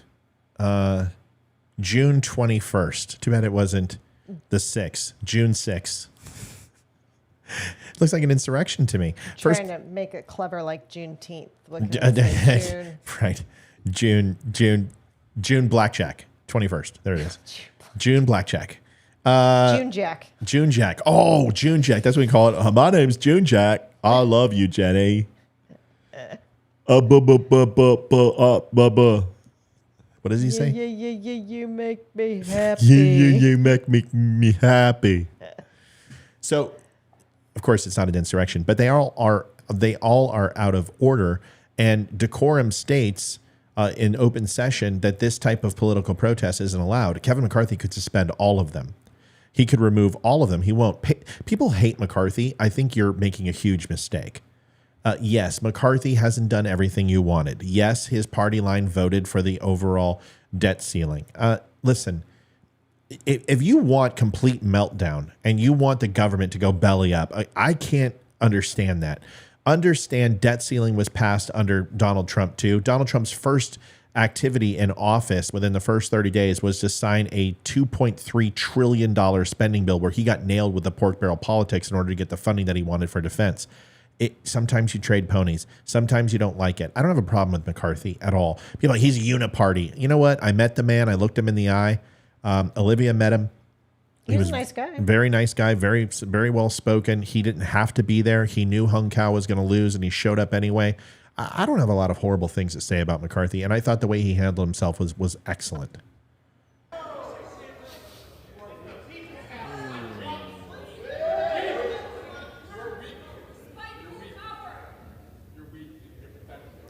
Yeah, I remember a few Republicans who didn't show up to vote, including Boebert didn't show up to vote. Why aren't people now? They love her because she's doing articles of impeachment against Biden, but she didn't show up for the spending vote. Remember, she didn't even show up. So, if we're going to hold people accountable consistently to their failures or inequities as Republicans, let's make sure we do it across the board. And this is why I've tried to say about Den Crenshaw. There's things I don't like about things that he says. There's things that he's done that I don't like, but overall, I have to look at his voting record. 93% with Republicans. It went down from 94. That is a fantastic for House of Representatives, and probably one of the highest Republican voters in the House. I have to support that. But there are things that he does that I don't like. There's plenty of people who do things that I don't like, but I have to look at the whole, especially with politicians. They need to clear the benches. Yeah, that'd be nice. Bench clearing brawl. That's Oh, what it I would love looks to see. like. Yeah, like That's what it looks like. I'm here's waiting for it. I do somebody to throw a something punch. all right, we've got some Republicans, we've got some Democrats. I've got a knife. Here, put the knife. See what you can do with the knife. Just go ahead, just do something. All right, Yeah, just put Jerry Springer up there. that's right. Well, you're gonna have to roll him up with some smelling salts and a space heater because he's not doing very well. He died. Oh, I didn't know that. Yeah, I know. That's Sorry. why. That's okay. You're insensitive. Yeah, I it know. was a sub accident. Okay, we're not doing that. Can we listen to this, Liv? Yes. Jeez, I'm just kidding.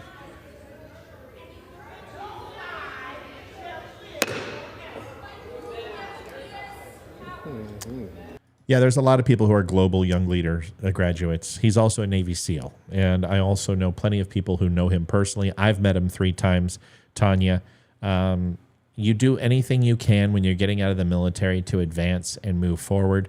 I don't think that's the clapback you're going to want to hang your hat on. So I think if you go into a deep dive and look at a lot of people, have joined groups that propel them into the front. I'm not a New World Order guy. I'm not a World Economic Forum guy. But to say that Dan Crenshaw didn't toe the line for Republicans and his constituents, I think would be a very, very far cry from the truth. That's just my opinion. Yeah, I know about his red flag laws. Yeah, I know what he said about MAGA Republicans. I know all that. Anyway, let's watch.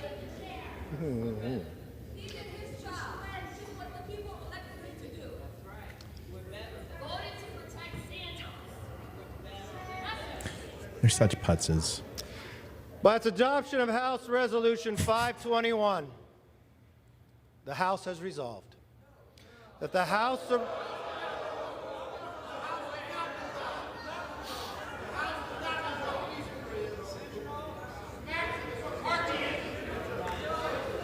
They're such babies when they don't get their way. I have all night. I have all night. By its adoption of House Resolution 521, the House has resolved That's right. that the House of Representatives censures Adam Schiff, representative of the 30th Congressional District of California, for He's from misleading the Bakersfield. You know that, American Libby? public. Honey, he's representative in Bakersfield. That's how our cousins got into the White House to do the White House tour. And for conduct unbecoming of an elected member of the House of Representatives, that Representative Adam Schiff will be forthwith present himself in the well called of the him House Shift. of Representatives for the You see that? pronouncement of censure. Shifty that Shift. Representative Adam Schiff will be censured with the See? public He's calling him Shift. Does of this everyone catch that? resolution by Yes, the I am. Speaker. I don't know if everyone caught that. I caught that the first time, but he's calling him Shift. And that the Committee on Ethics shall conduct an investigation into Representative Adam Schiff's falsehoods, misrepresentations, and abuse of sensitive information.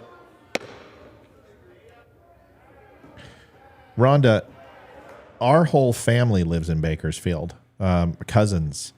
They run a very well-established trophy shop, and we are their brethren. And the reason why you probably found the show is because a lot of them watch the show and share it. So I didn't know if you knew that or you were aware of that. But yeah, you Ethan was born there. I guarantee you know the trophy shop because it's the only one in Bakersfield. It's one of the most prominent ones there are. But anyway, so listen, Schiff, we can sit here and say that Schiff didn't deserve to be censured. It's completely hogwash. So to be censured is, we lived in Bakersfield. I ran the Apple store in Valley Plaza Mall, Rhonda, for 5 years. I opened it. We built it.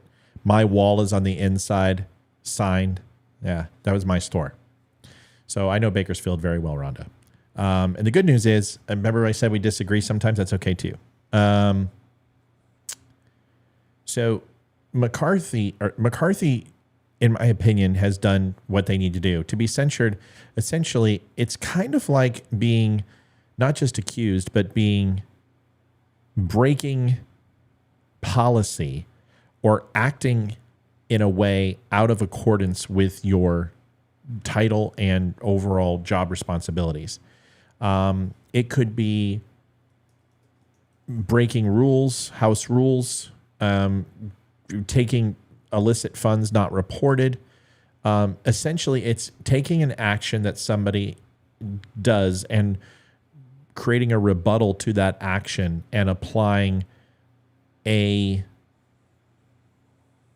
rebuke would be the word that I'd be look for, is unanimously or a majority saying that what you did was absolutely wrong and out of sorts, and there will be punitive action based upon roles and responsibilities or what is allowed for you to conduct your job to possibly be removed or prohibited from. Does that make sense? So they can remove him from the House Senate Oversight Committee. They can remove his clearance. They can do a lot of things to make him essentially a lame duck position. He was going to resign and run for Senate in California anyway. But this is a serious thing. To censure is, he has to admit some guilt in this, and there has to be contrition, or it could move to something even more serious. And that's the whole point of this. And I don't know if Adam Schiff will do it. I honestly think that he doesn't have the ability. I mean, Olivia, what do you think? Does he strike you as a person who's going to give in? There's one thing I will tell you. He has a ton of moxie. I don't like him, but the man is steadfast in his resolve. He has no problem standing up to the Republicans. What do you think? You think he's going to? He's not going to take it lying down. He's going to fight. Yeah, he's going to fight. Stand up, sit down, fight. Yeah, I think they're going to make him do it. So we'll see. But this has some pretty jarring implications for the Democratic Party, because ultimately it gives Trump something to run on. It gives fellow Republicans the ability to run on. I got to get to this next segment because I care about this.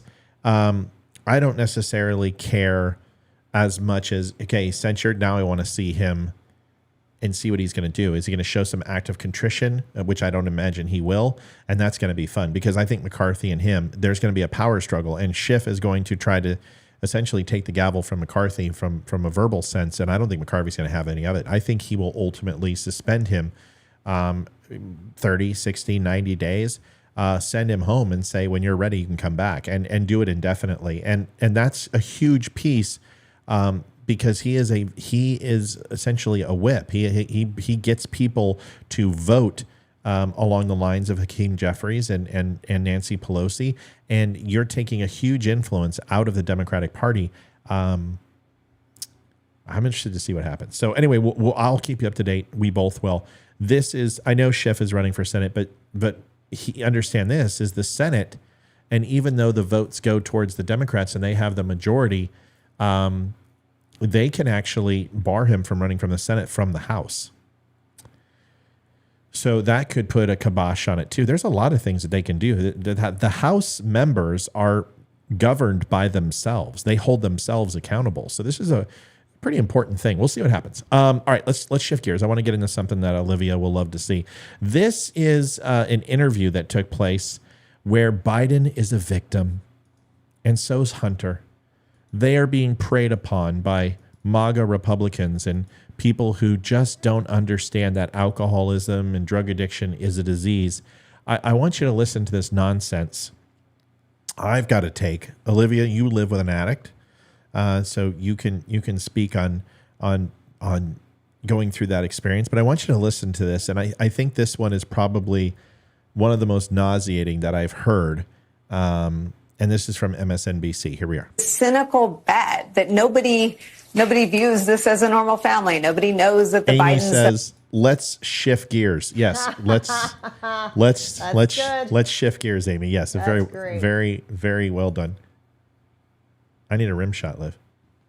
Oh, sorry. Oh, hold on, I got it. It's right here. There it is. Okay, here we go. cynical bet that nobody views this as a normal family. Nobody knows that the Bidens have dealt with loss and pain. What do you make of the fact that all families have dealt with loss and pain, and that doesn't necessarily, does that mean I can get $5 million from China? Does that mean I can get 10% for the big guy? How about 1%? How about 0.01% for the little guy? I'll take that.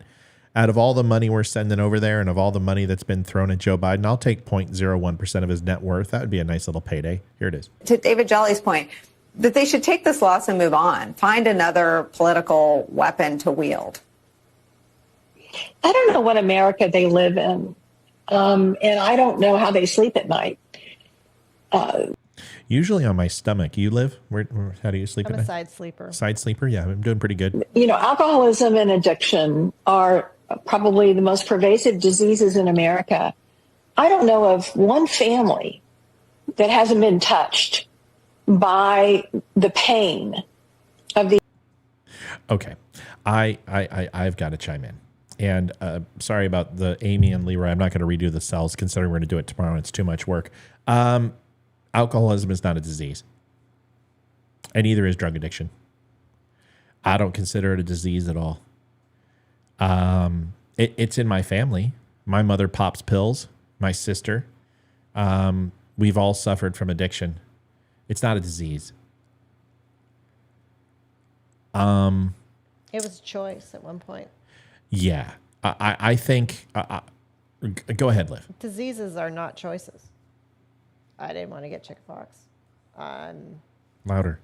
I didn't want to get chickenpox. I didn't want to get COVID, but I got it. But it wasn't my choice. Now, alcoholism. What about that huge disease of that sexual appetite that you possess? It's just... Go ahead. Well, that's a choice. That's a choice. That's a very big choice. Very big choice. Thank you for saying that, honey. I appreciate welcome. that. You're darn right. Darn tootin'. Go ahead. Gotta stroke the ego a little bit. Literally. All right. So go ahead with that. Okay. So first of all, it's a choice. Yes, it's a choice. And you're old enough to know better that, okay, if I'm going to drink every night, you know better to hold back. But some people are weak, unfortunately, and they just don't. Now, with you, I know that yours was not a choice for recreation. It was for pain. Not at first, right? And not at first. The first time it was not. And it was for pain management. It was the only thing that got you through. Mm-hmm. Now, when you kicked him the first time and you got back on him because you started hurting again, I was thinking that you probably weren't hurting as bad as you thought you were when you got back on him. Mm-hmm. And it was a little different this time because I think it was more of a mental thing. I know you were in a lot of pain. Right. But I think there was more of a mental side the second time you went on them. And I don't think you necessarily wanted to get them off them fully the first time. The last time you went off, you were like, I'm done. I mean, I have to force you to take an Advil when you have a headache. Right. I mean, you are 100%, I don't want to. So people who relapse, that's a choice, and it means they didn't want to get off in the first place. And they didn't want to not stop drinking in the first place. Well, the best thing I can tell you that I got was that there's two types of addiction. There's habitual, and then there's addiction, right? There's people who get involved. I was habitual either way. Is that the fact that I used the medication to get through something, and then my body became dependent upon it. But at any time, I could have chosen to quit. I didn't. It comes down to this. It is a choice. It's not an addiction, and it's not a disease. People make a choice. There's a lot of people who could just hit their kids. That's a choice. It's not. It's abuse isn't just like it's just not a disease. It's just ridiculous. Just like PTS is not a disease. You have to face your fears. You have to get through it. You have to talk through it. It's not a disease. It's curable. It's something that will never run its course until you make a decision, and there is no cure without you. It's not a disease, and I can't stand people who say it is. Go ahead. Liv? Oh, I wasn't saying anything. Oh, okay. I thought you were saying something. All right. But that's just my take on that. So I can't stand that, first of all. These diseases. Congrats, Tanya. And it's particularly painful when you have someone you love unconditionally that is suffering from these diseases. I think Joe Biden has shown a wonderful role model to the country about unconditional love. What do these jerks in the House want Joe Biden to do? Throw him out? Refuse to speak to him? Say he doesn't love him publicly? Do they not understand this disease and how it works? Hunter Biden has gone through recovery under the brightest lights imaginable, and recovery is not easy for anybody. He is being held accountable for bad judgments he made, and he should be. But the point is that he now has to stay sober in order to avoid a felony. And he has been treated as he should under the law. But everyone should understand here that this man, this has paid a very high price for his addiction in the public arena. And by the way, everybody needs to back off Joe Biden about this. He loves his son. Back off. It is okay for him to love his son, and there's nothing wrong with it. They have no evidence of any kind of wrongdoing by Joe Biden. And it infuriates me that they're using this heartbreak against Joe Biden in this way. It's just not right. Yeah, I mean, David, I think some of what Claire's getting at is there was an effort to smear Joe Biden for a voice message. Okay. I first of all, this is corn pop, right? Everyone just needs to back off. Oh, you see, you screwed up Sandra Bullock, the crying thing. Oh, as soon as I can get it working. I know. This is really hard for me because you've got a political party that used and leveraged the children of Donald Trump in order to get to him. The whole entire Russian collusion is based upon some sort of meeting that Don Jr. Didn't even attend. To sit here and pretend that you have not been using children as political pawns, please show me when they said that they wish that Donald Trump and his Melania Trump would die so Barron could actually be adopted by parents who could actually raise him effectively, which was our godparents that said that. And people were saying that all over the internet. To sit here and say that this is about loving your son. Nobody is saying that Joe Biden can't love his son. Even his son that died in Iraq who didn't. You can love your children. That's fine. But you can also not stand up on that pulpit and say you had no idea about his business dealings and you did. You can't go ahead and send your press secretary out there as a cover for you and pretend that these things never happened and wait it out, waiting for the statute of limitations to expire. The criminal element of the Bidens is they don't make anything. They don't produce anything. They don't own anything or businesses. They have absolutely nothing of value to make their millions upon millions of dollars. Their book deals were not that lucrative. They were saying possibly $6 million at max. Well, we have another $4 million from 2017 that's unaccounted for. Where did that money come from? You have an amendment to your IRS records when you knew you were going to run for president, and you went ahead and put an amendment in for 2017. Where did that money come from? What about the money that was distributed to your family? That the Republicans prove that there is something here where there's this blind hear no evil, see no evil, speak no evil from the Democrats that first they told us this was a big nothing burger and there was nothing here for Hunter Biden and this was going to go nowhere. Well, it went somewhere. What happened was his charges were absolutely reduced that none of us would have. If I had drugs and I had an illegal possession of a firearm and lied on a background check, can you imagine where I would be right now? Not here. A rapper just did it. They charged him 4 years in jail. Donald Trump actually pardoned him when he went out of office. 4 years for a gun charge. You got millions of dollars in taxes that this guy didn't claim for, didn't pay his back taxes, doesn't pay his child support. There are absolutely still investigations that are open. The district attorney and the overall state's office said that they're still investigating him on the laptop issue. This isn't over.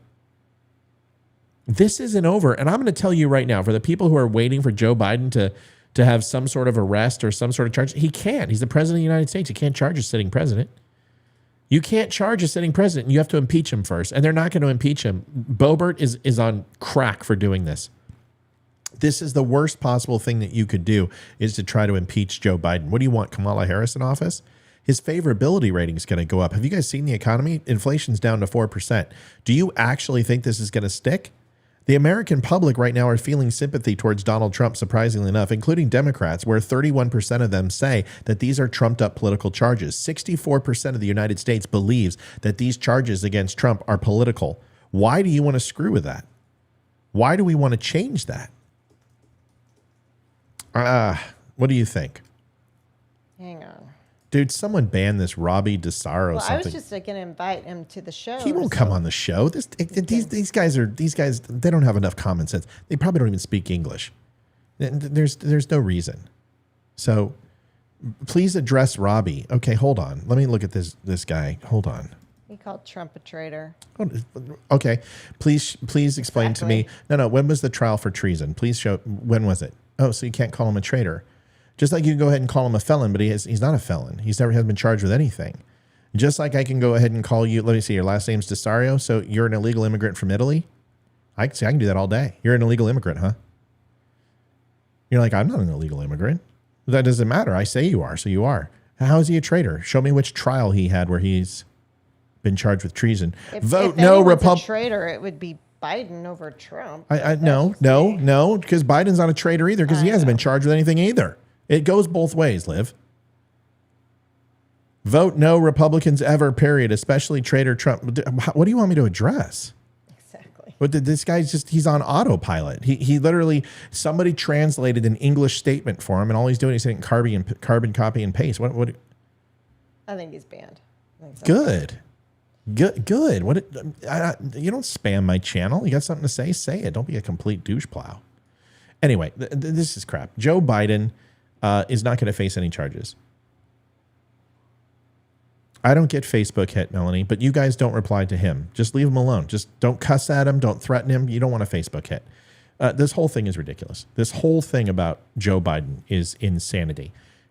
They told you it was a nothing burger. We know Russian collusion was crap. Yeah. They booked an appointment. And guess who else did it? Adam Schiff did it when a radio station called and fooled Adam Schiff that they were Russian insiders and they had gotcha evidence on Donald Trump collusion. You know what? Adam Schiff took the call. He didn't reach out to the State Department. He didn't go ahead and trace the call. He didn't go ahead and get a hold of the FBI or Department of Homeland Security. He shut the doors and he had a conversation and was completely made an ass out of. Adam Schiff is a shill, and he's always been a shill. Nothing's going to change that. He deserved to be censured. As far as Joe Biden, I think it's stupid to go after Hunter Biden. What does that get us, guys? What is that? Is that going to bring down inflation? Is that going to fix the border? Is that going to stop fentanyl? No. What we want is our political opponents to feel the pain that Donald Trump had. And honestly, that's insignificant. You want to make him feel pain? Get him out of office. Vote him out. Bring 10 friends with you when you go and vote. Knock on your friends' doors and say, have you voted?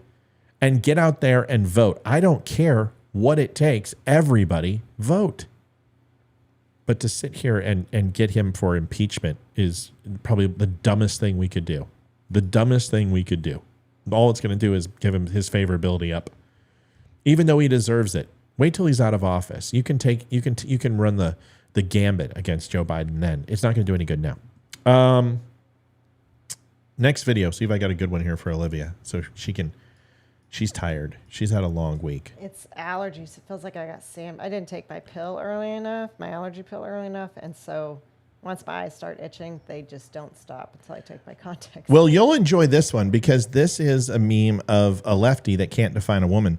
And this is so fantastic. I tried to have this amazing lady on my show who is a collegiate athlete, who is a swimmer, who got involved with the Leah Thompson crap. And this lady went in front of Kennedy and got literally destroyed. I love his patience. I know he can bring the pain. He didn't. He has the ability to just kill people with kindness, and this is fantastic.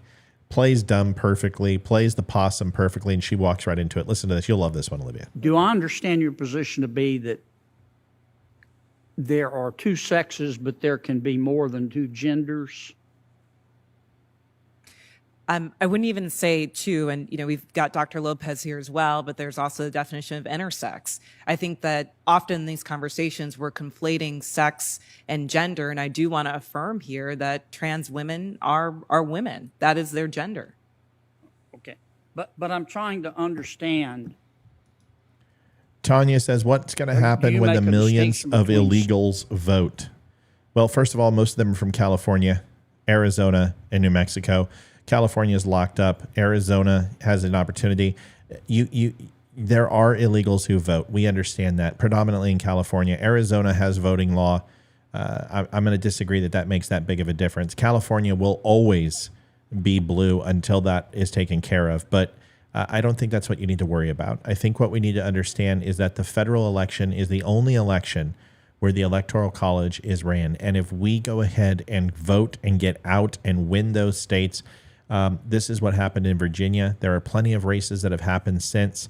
Everyone keeps talking about a stolen election. We're not going to go into it tonight. I've done it plenty of times. All I want you to do is get out there and vote, because that's all you can do in the end. That's all you can do. That's all you got.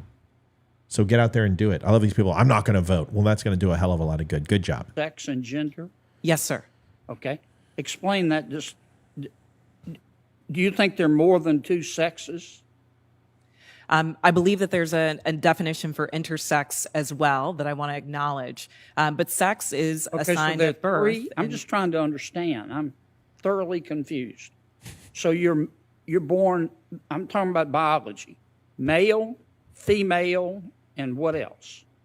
I believe that intersex is also acknowledged. But again, I'm not a doctor here. What I can and say what does intersex mean? Is that there's a difference between sex and gender. And I think in these conversations, we're conflating the two. Well, but I want to start with sex. Okay, there's male, there's female. When a baby's born, before the baby has had time to even have a sense of self, there's male, female, and intersex. There's a third sex. I believe that is true, but I would defer to Dr. Lopez, as I'm not a physician. Okay. And how many genders are there? I think the gender is expansive, and the definitions are always growing. Today I can tell you, I talk to young people that talk about non-binary as more than 5. I think the gender is not a binary, is what I'm trying to say. Are there more than 5 genders? I'm just trying to understand. Are there more than 5 genders? Well, I mean, I think that there was a time where women wearing pants didn't feel like it was appropriate for their gender, and yet I'm wearing pants today. What the? That has nothing to do with it. Olivia, you're wearing pants right now. You look very masculine. Can you take them off for me, please, so you can be a woman? Later. Ooh, hey. I think that there are ways that we express our Are there gender more that than are 5 expansive. genders? Are there more than 5? I wouldn't subject myself to naming how many genders there are, but what I can say is there that an gender is a infinite reflection. number? Excuse me? There's an infinite number of genders? I think depending on your culture, there are a lot of different genders that exist. And I can also say that it's a term that's evolving. If you look at young people today, they really don't lean into the binary of only woman and man. Who gives a shit what they think of? They're delusional. They also think that a man can give birth. I mean, I'm sorry. These are the people who eat Tide Pods and do the cinnamon challenge. I'm not sure if this is actually who we want to hang our hat on. So I think that it's incumbent upon us not to legislate on this, but create space for them to explore what their identities are. You're right. That's why it's called science. And we're why are you even saying anything? I mean, all you're saying is something completely confusing. You don't even know what you're talking about. Intersex? If you look up gender in the dictionary and you look up from a scientific term, they have now changed things. But ultimately, the primary definition is a male or female. Period. That's it. XX, XY chromosome. That's it. There is nothing about, well, I wear pants, so therefore, or I ride side saddle, or I burn my bra. That has nothing to do with it. What you're saying is the mental condition. So thank you for affirming that it's a mental condition. Go ahead, Olivia. I'm just waiting for a doctor to be in the delivery room to deliver a baby. What do you want your sex to and be? And the baby comes out. Yeah. It goes, it's an intersex, non-binary spotted unicorn. Congratulations. Yeah, can you imagine if you had to, doctor, what sex is it? And the doctor's like, I don't know. It depends. Let's ask it in 10 years. Let's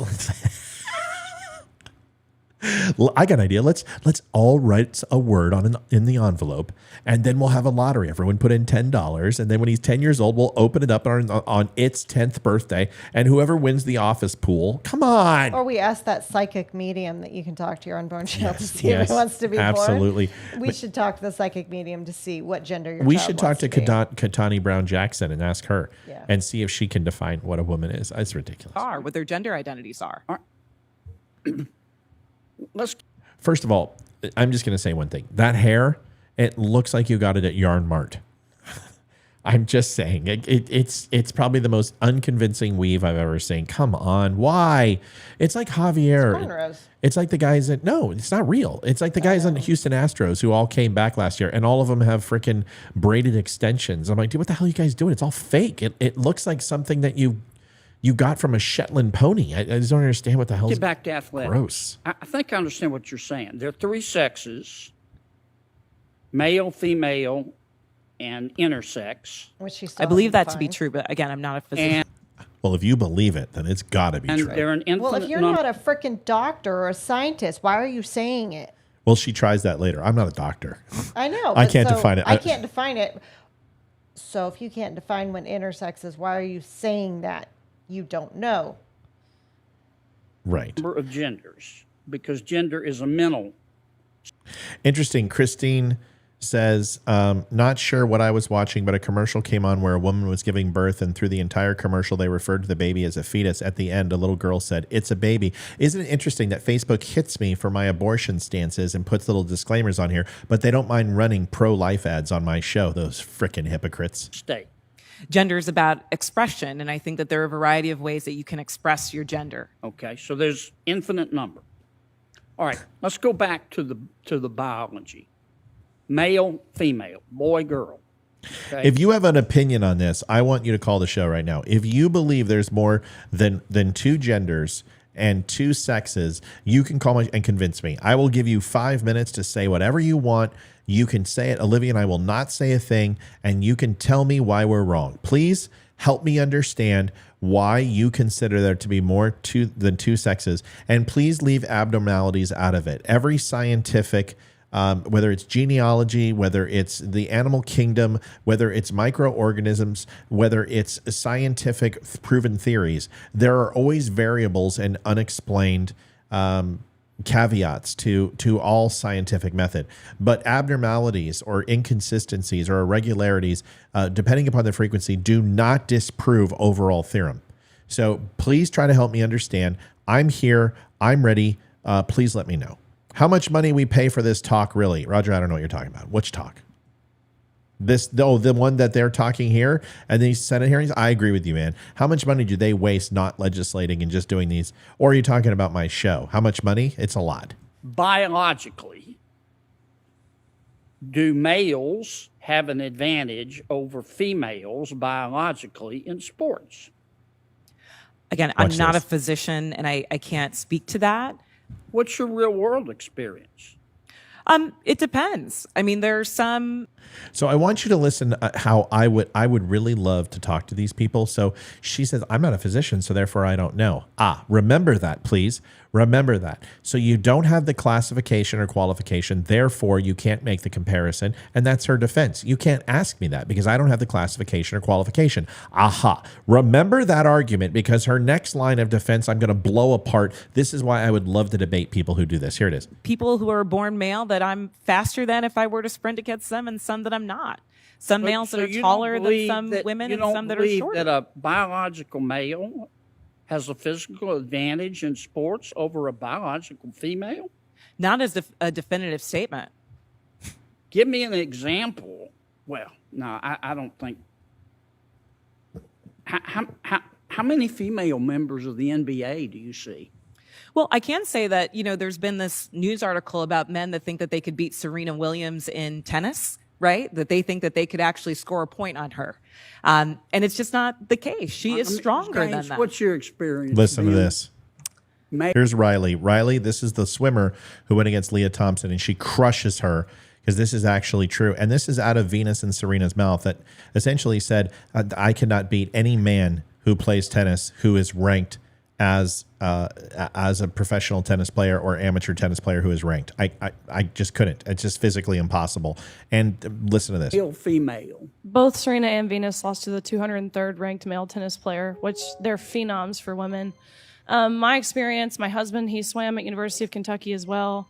In terms of accolades and in terms of national ranking, I was a much better swimmer than him. He could kick my butt any day of the week without trying.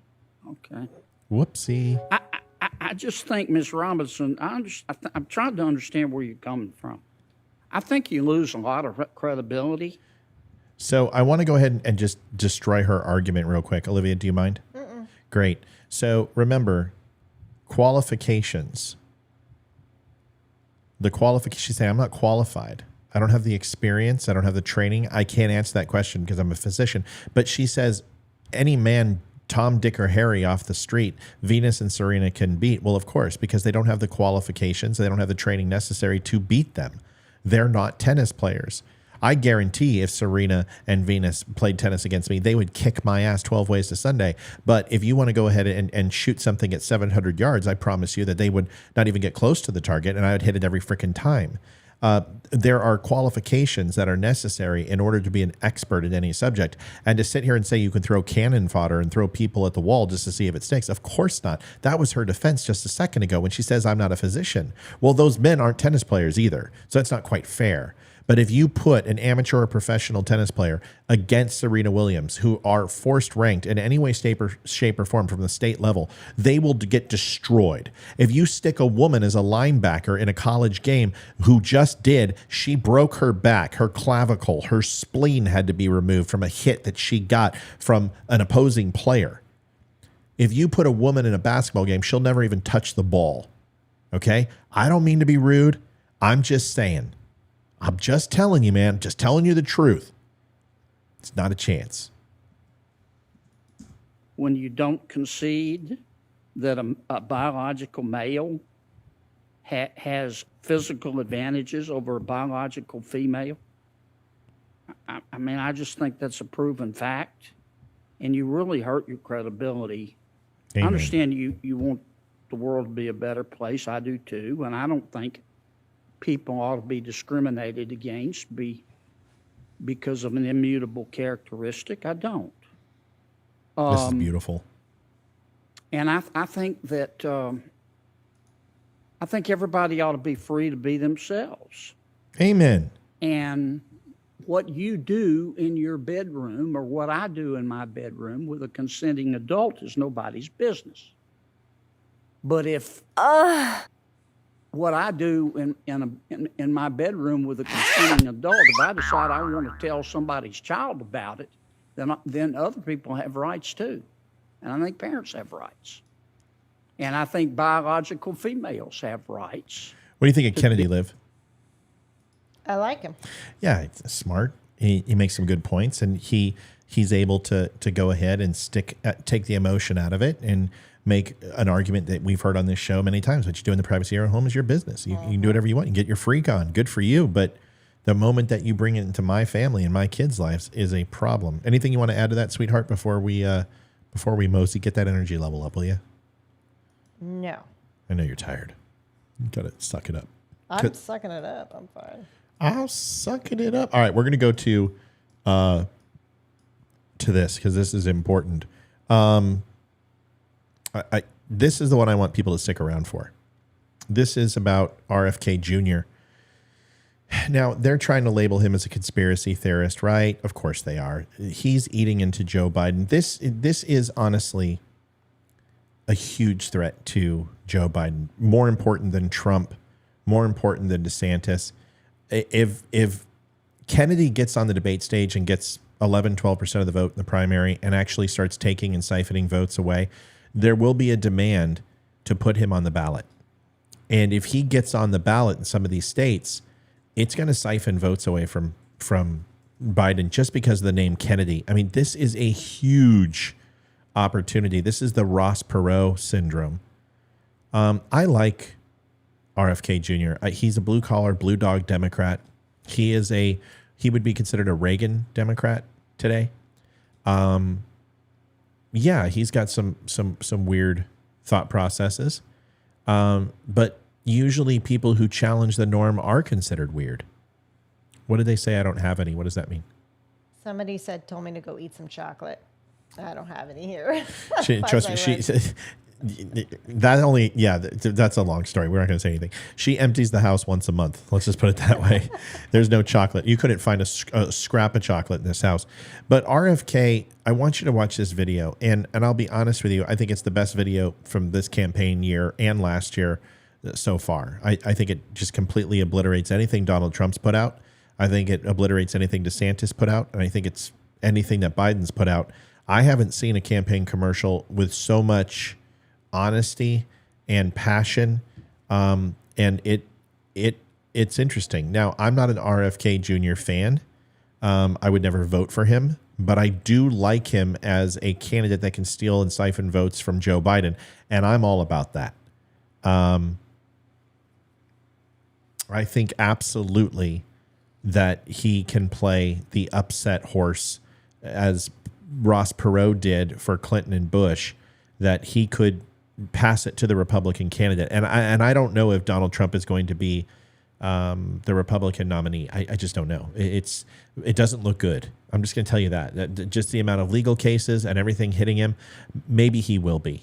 But either way, this guy can ensure a Republican takes 2024 just because of ads like this. Now watch this and tell me, take away all the crap you hear of him. Don't get away from the disinformation. It's the same thing they did to DeSantis. Talked about he wants to cut Medicare and Social Security. That's not true. That's not what happened. I can address that for you. Oh, he's paid for by Soros. No, it's not true. Stop it. Shut up. Don't do this. Don't listen to the machine.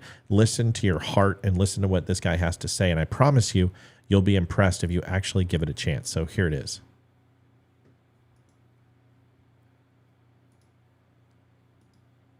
I'm going to play it out of this one because I want to get that reaction. Ryan, some things in here don't react too well with bullets. Your best. Losers always talk about their best. Winners go home and fuck the prom queen. Carla was the prom queen. Right. Let's take up that call from 60 years ago and ask America. Zuckerberg accepted because Zuckerberg started taking jiu-jitsu during COVID. Elon Musk would destroy Zuckerberg. He's got about 45 pounds on him. He's got a much better reach, and he's got a jaw on him. Plus, he's autistic, okay? And you don't want to screw with autistic people. So I think if Zuckerberg fought Elon Musk would destroy him. Now, the fight would have to be 30 seconds because I don't think Elon Musk has the wind. So he's going to have to get a hold of Zuckerberg and end him quickly. But if you go ahead and list that fight, I would put Elon, from sheer bulk and weight and strength and size alone, would just mop the floor with Zuckerberg. Mop the floor with him.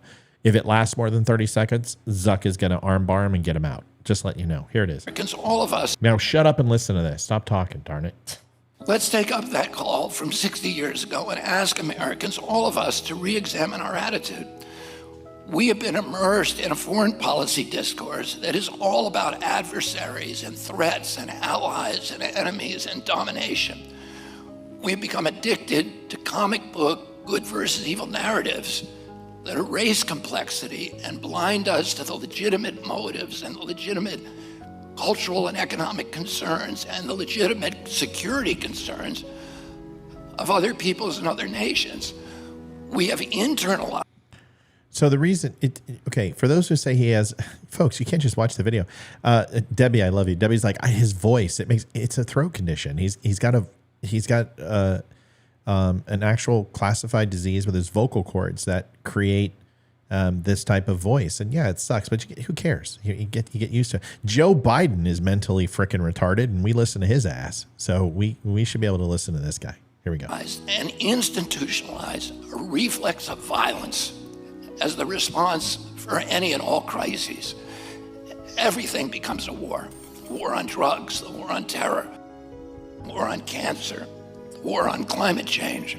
This way of thinking predisposes us to wage endless wars abroad, wars and coups and bombs and drones and regime change operations and support for paramilitaries and juntas and dictators. None of this has made us safer, and none of it has burnished our leadership or our moral authority. More importantly, we must ask ourselves, is this really who we are? Is this what we want to be? Is that what Americans' founders envisioned? Is it any wonder that as America has waged violence throughout the world, violence? Debbie, don't apologize. A lot of people don't know. He's just got a throat condition. It's totally fine. Don't apologize. You know me. I'm an insatiable smartass. I'm just teasing. Now shut up and watch the video. Has overtaken us in our own nation. It has not come as an invasion. It has come from within.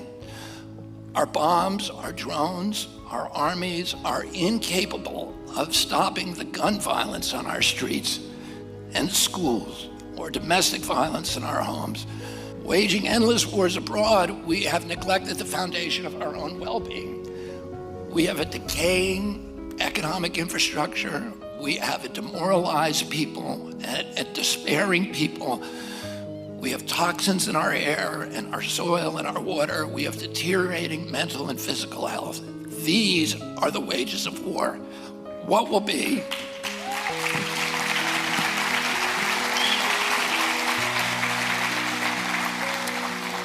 What will be the wages of peace?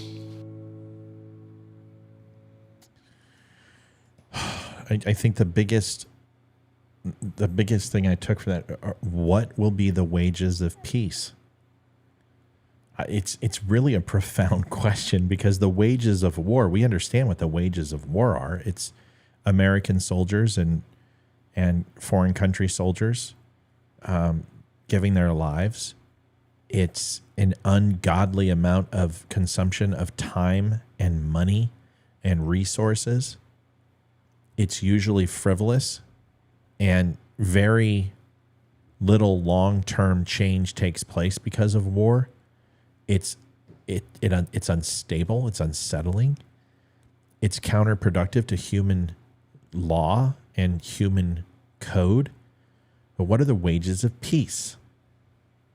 What's the cost of peace? I mean, it's a profound statement, and it's one that deserves consideration. Olivia, after hearing what did you take away out of everything that he said? Probably the last thing. I mean, I would rather listen to that all day long than have to listen to one more negative political ad. I shut out the negative ones. I don't even listen to them anymore. I don't like them. There's enough negativity in the world. We don't need our leaders being negative and basically shoving it down our throats. We need to have more positivity in our lives. So I would prefer, if there was a candidate that all they did was positive ads, I would vote for them in a heartbeat. Period. It's really hard to not like him. And that's what got his uncle elected, was the ability to not always have the right policy, but always have the ability to say the right thing. And he was a master orator, and he had the look too. And he looks like a Kennedy. And although he may not sound like a Kennedy, he does talk like a Kennedy. I'll tell you, man, that is if he can do that on the national stage, Biden doesn't stand a chance. This guy may not be the Democrat nominee because they'll never allow that to happen. But like I said, he doesn't have to be. All he has to do is get on the debate stage by getting a percentage of the votes. Now that's why they're saying Biden will not debate. But imagine this. Imagine if he gets 11, 12% of the vote and he challenges Joe Biden. And he sets a time and date with the news stations and the media and says, I'll debate Donald Trump. Wouldn't it behoove Donald Trump or whoever the Republican primary candidate is to debate him, to give him credibility, or more importantly, stick him on the ticket as a vice president or put him in? Because here's the question. Everyone's worried about Donald Trump not getting the RNC nominee primary vote and him splitting off in a fracture into another party. Every single Trump supporter knows that he's willing to do that. That's just Trump, to run as a libertarian or run as a no-party, uncontested candidate when it comes to that party. And that would essentially lose any chance of the Republicans winning. But what if RFK said, I'll endorse Trump because I can't endorse Biden, and simply say, and go around and speak and try to poll the moderates and the centrists that he's getting to bring him to Trump's side? Can you imagine that? I think we're in a very interesting, this is going to be probably one of the most intriguing political races in my lifetime, is the fact that you have somebody who could destroy the Democratic Party's nominee or incumbent in Joe Biden and can destroy the the Republican nominee in Donald Trump. This has never happened before. It's very interesting. Any questions we got, Liv? No, not that I saw. I thought you have to debate when running for president. That's not true. Does not look bad for any candidate. Incumbent does not have to have a debate. In fact, it's standard. Usually, it is career suicide to run against the incumbent. You don't run against. Now, no names do it. Green Party or Libertarian Party or whatever will do that, which there's always third-party candidates. But you do not have inter-party dynamics doing that. The same thing in 2020. You had some no names run against Trump, but that was no big deal. You had that prick governor who ran against him. I don't even remember his name. He's so insignificant from I don't know, Michigan, Ohio, somewhere. You ever remember his ass? And he hated Trump. Not Mike McGovern, something like it. People know who he is. It doesn't matter. The point is that the president of the United States, the incumbent, doesn't debate. Doesn't have to. A Trump-Kennedy 2024 is an interesting ticket. I still think Trump-Haley is a better ticket. He needs the female vote. He has lost the female vote. Donald Trump needs to get it back. And the only way he's going to get it back is with a woman. I'm sorry. I'm just telling you right now. That's Olivia. What do you think? I'm not going to vote for a female just because she's a female. She actually has to earn my vote, just like I wouldn't vote for Hillary like a lot of women did because they want a female in office. A candidate has to earn my vote, and I have to agree with what they're running on. So if Haley gets up there and impresses me, I will vote for her. But she's got to impress me. Yep, she's got to impress me. And the last time I saw her speak, she did. Yep. But as of right now, I still don't. Yeah, no, I'm with you. I'm not just saying. I'm just saying he has to get the woman vote. Listen, Susan, of course you don't vote like that, but you're already voting for Trump, folks. We're not talking about you. We're talking about middle of the road, moderate housewives who moved from Donald Trump during COVID. That's why he lost. So. No. I'm not worried about Joe Walsh. That's not the guy I'm talking about. It's about. Hold on. Now I got to go find it. It was the Never Trumper. Not worried about Joe Walsh. Joe Walsh is a twat. Joe Walsh stood no chance. What the hell was his name? Not Gorsuch. Oh, somebody help me out. I don't even know what you're talking about. So I know you don't. Remember. Governor running against Trump. Never Trumper. God, who was it? What was his name? Wasn't Hogan. Oh my gosh, come on, you guys. He hated him. And he ran against him in 2020? Yes. No, 2016 and 2020 spoke out against him. Come on. Yeah, we're not worried about a woman president. That's not what we're talking about. He needs to get the woman's vote. The easiest way is to put a woman vice president. Somebody said start with a K. Yeah, what was his name? Not Tim Ryan. No. What was it? Was he from Ohio? He was Republican? Yes. Ohio. Sununu? No. Okay, I'm just shouting out names. Sununu's not from Ohio. I'm just shouting out I know you are. Come on, say. this guy spoke out against Trump, said he would never be there. Ran against him. Carey. Was it Paul? No. Guys, these aren't even. Bolton. No, not Cants. No. Cants? No. Okay. No. Oh my gosh, you guys are gonna kick yourself. Oh, what is his name? 2016. I don't think it was Romney. No, it was not the overweight dude. Kasich. Hold on. I got a couple John Kasich.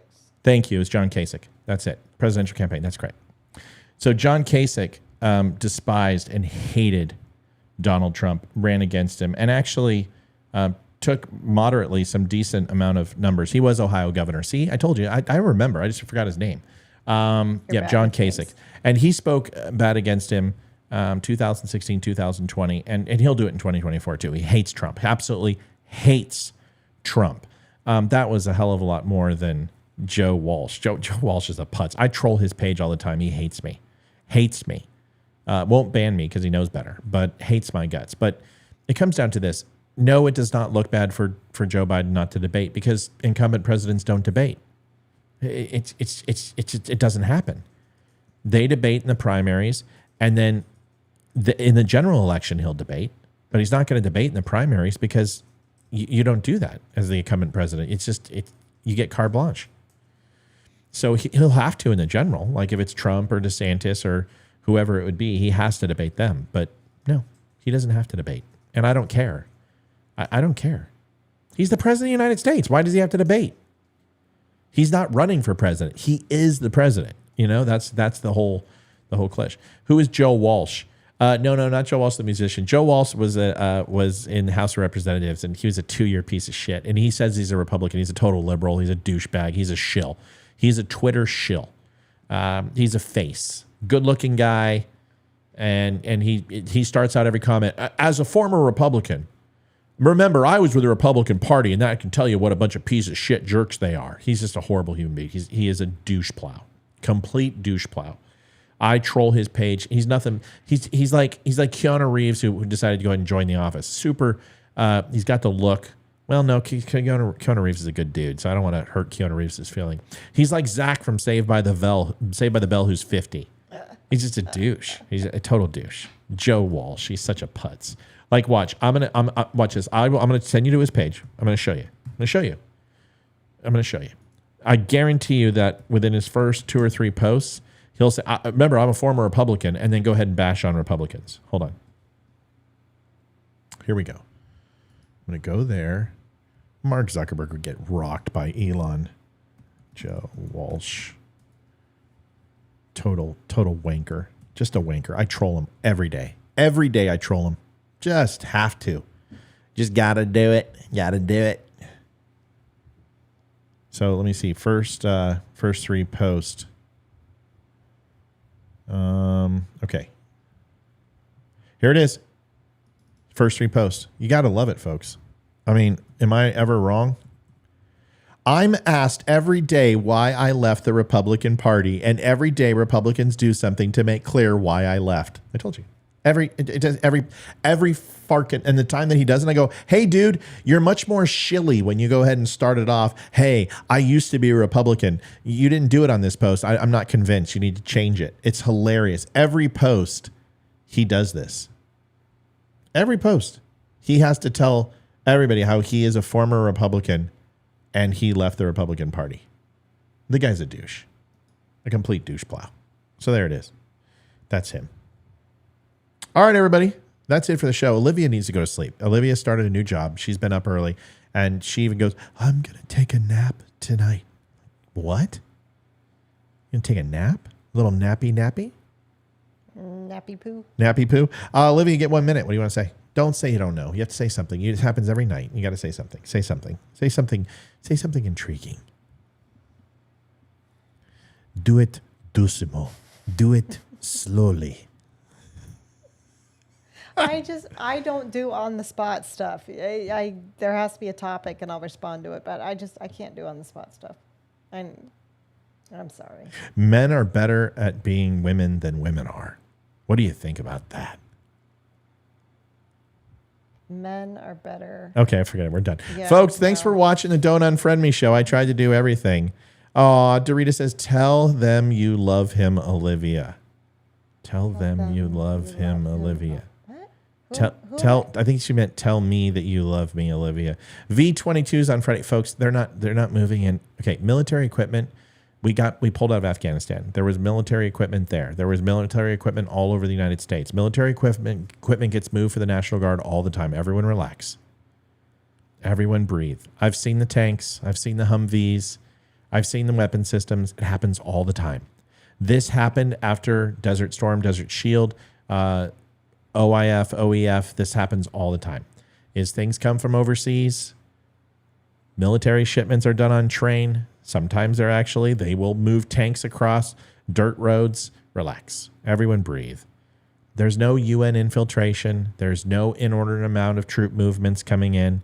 National Guard, military bases move all the time. Happens every day. It's no big deal. I'm from California.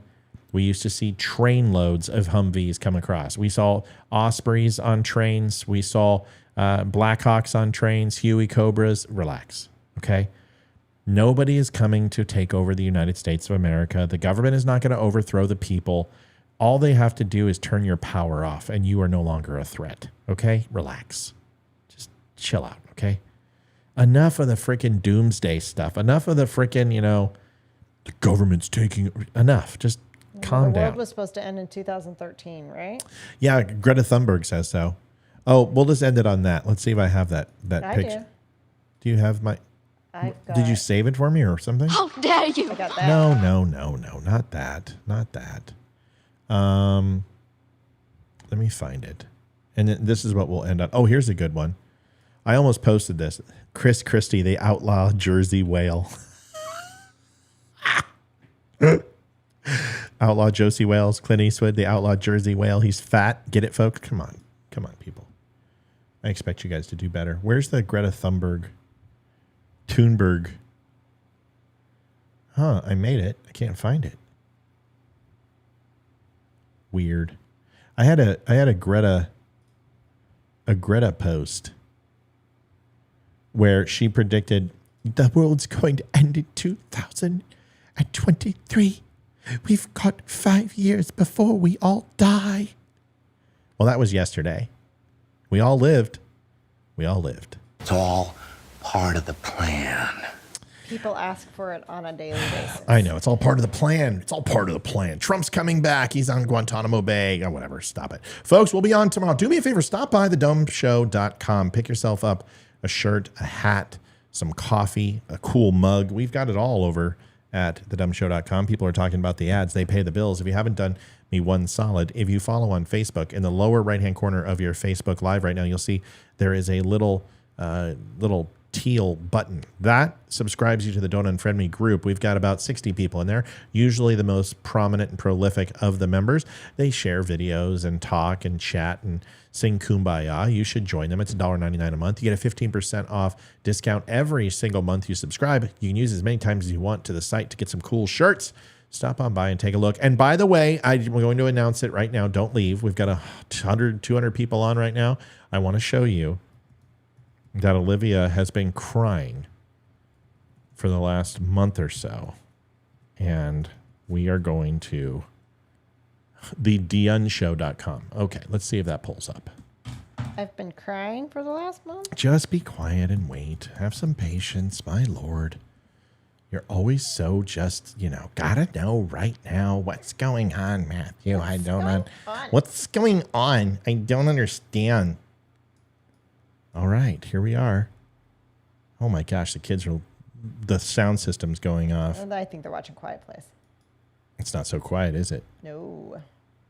Ladies and gentlemen, officially now in the store, the Get Me My Pot Pie shirt is officially here. The Get Me My Pot Pie shirt is officially here. So if you have not had a chance to get Olivia's shirt, you've gotten Leroy's, and you also got Amy's. You can now get the Get Me My Pot Pie shirt exclusively at the Don't Unfriend Me store. Look at that. All right, I expect everyone to go out and buy one tonight. What do you think of that? Everyone take a picture and send it in after you buy the shirt. Yeah, the Get Me My Pot Pie shirt. It's right there for you. And everyone who buys the Get Me My Pot Pie shirt will receive exclusively the recipe of Olivia's favorite pot pie. Can we make that deal? And you'll sign it and put it on a postcard for him? Sure. All right. So if you get the Get Me My Pot Pie, it'd be easier to just forward just it say to yes. you. Olivia, just say yes. Just say yes. Yes. Thank you. So simple. I'm trying. You always got to make it hard, Liv. You always got, Yes, yes, I do. Yes, you do. Yes, all right, I folks. do. We will be back tomorrow night with Leroy, Amy, and myself. Pick yourself up something over at the store. We'll make sure you get the pot pie shirt. Thanks for watching. I appreciate it. No, we're not talking about the zombie apocalypse and the alien invasion. See you tomorrow, folks. Please do me a favor. Go to my recent show that I posted yesterday. Hit like. It's about the submersible. We'll have a new show for you tomorrow, bright and early.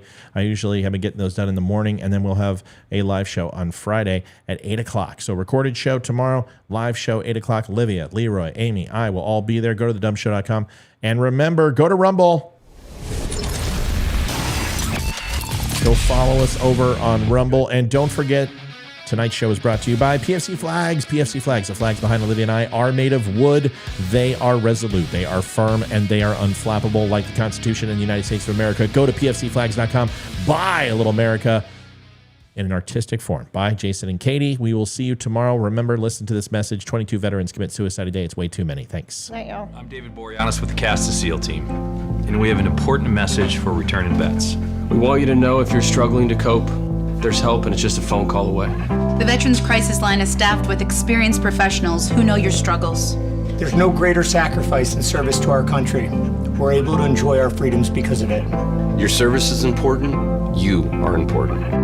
For vets and their families, the Veterans Crisis Line is here to help 24 hours a day. Please call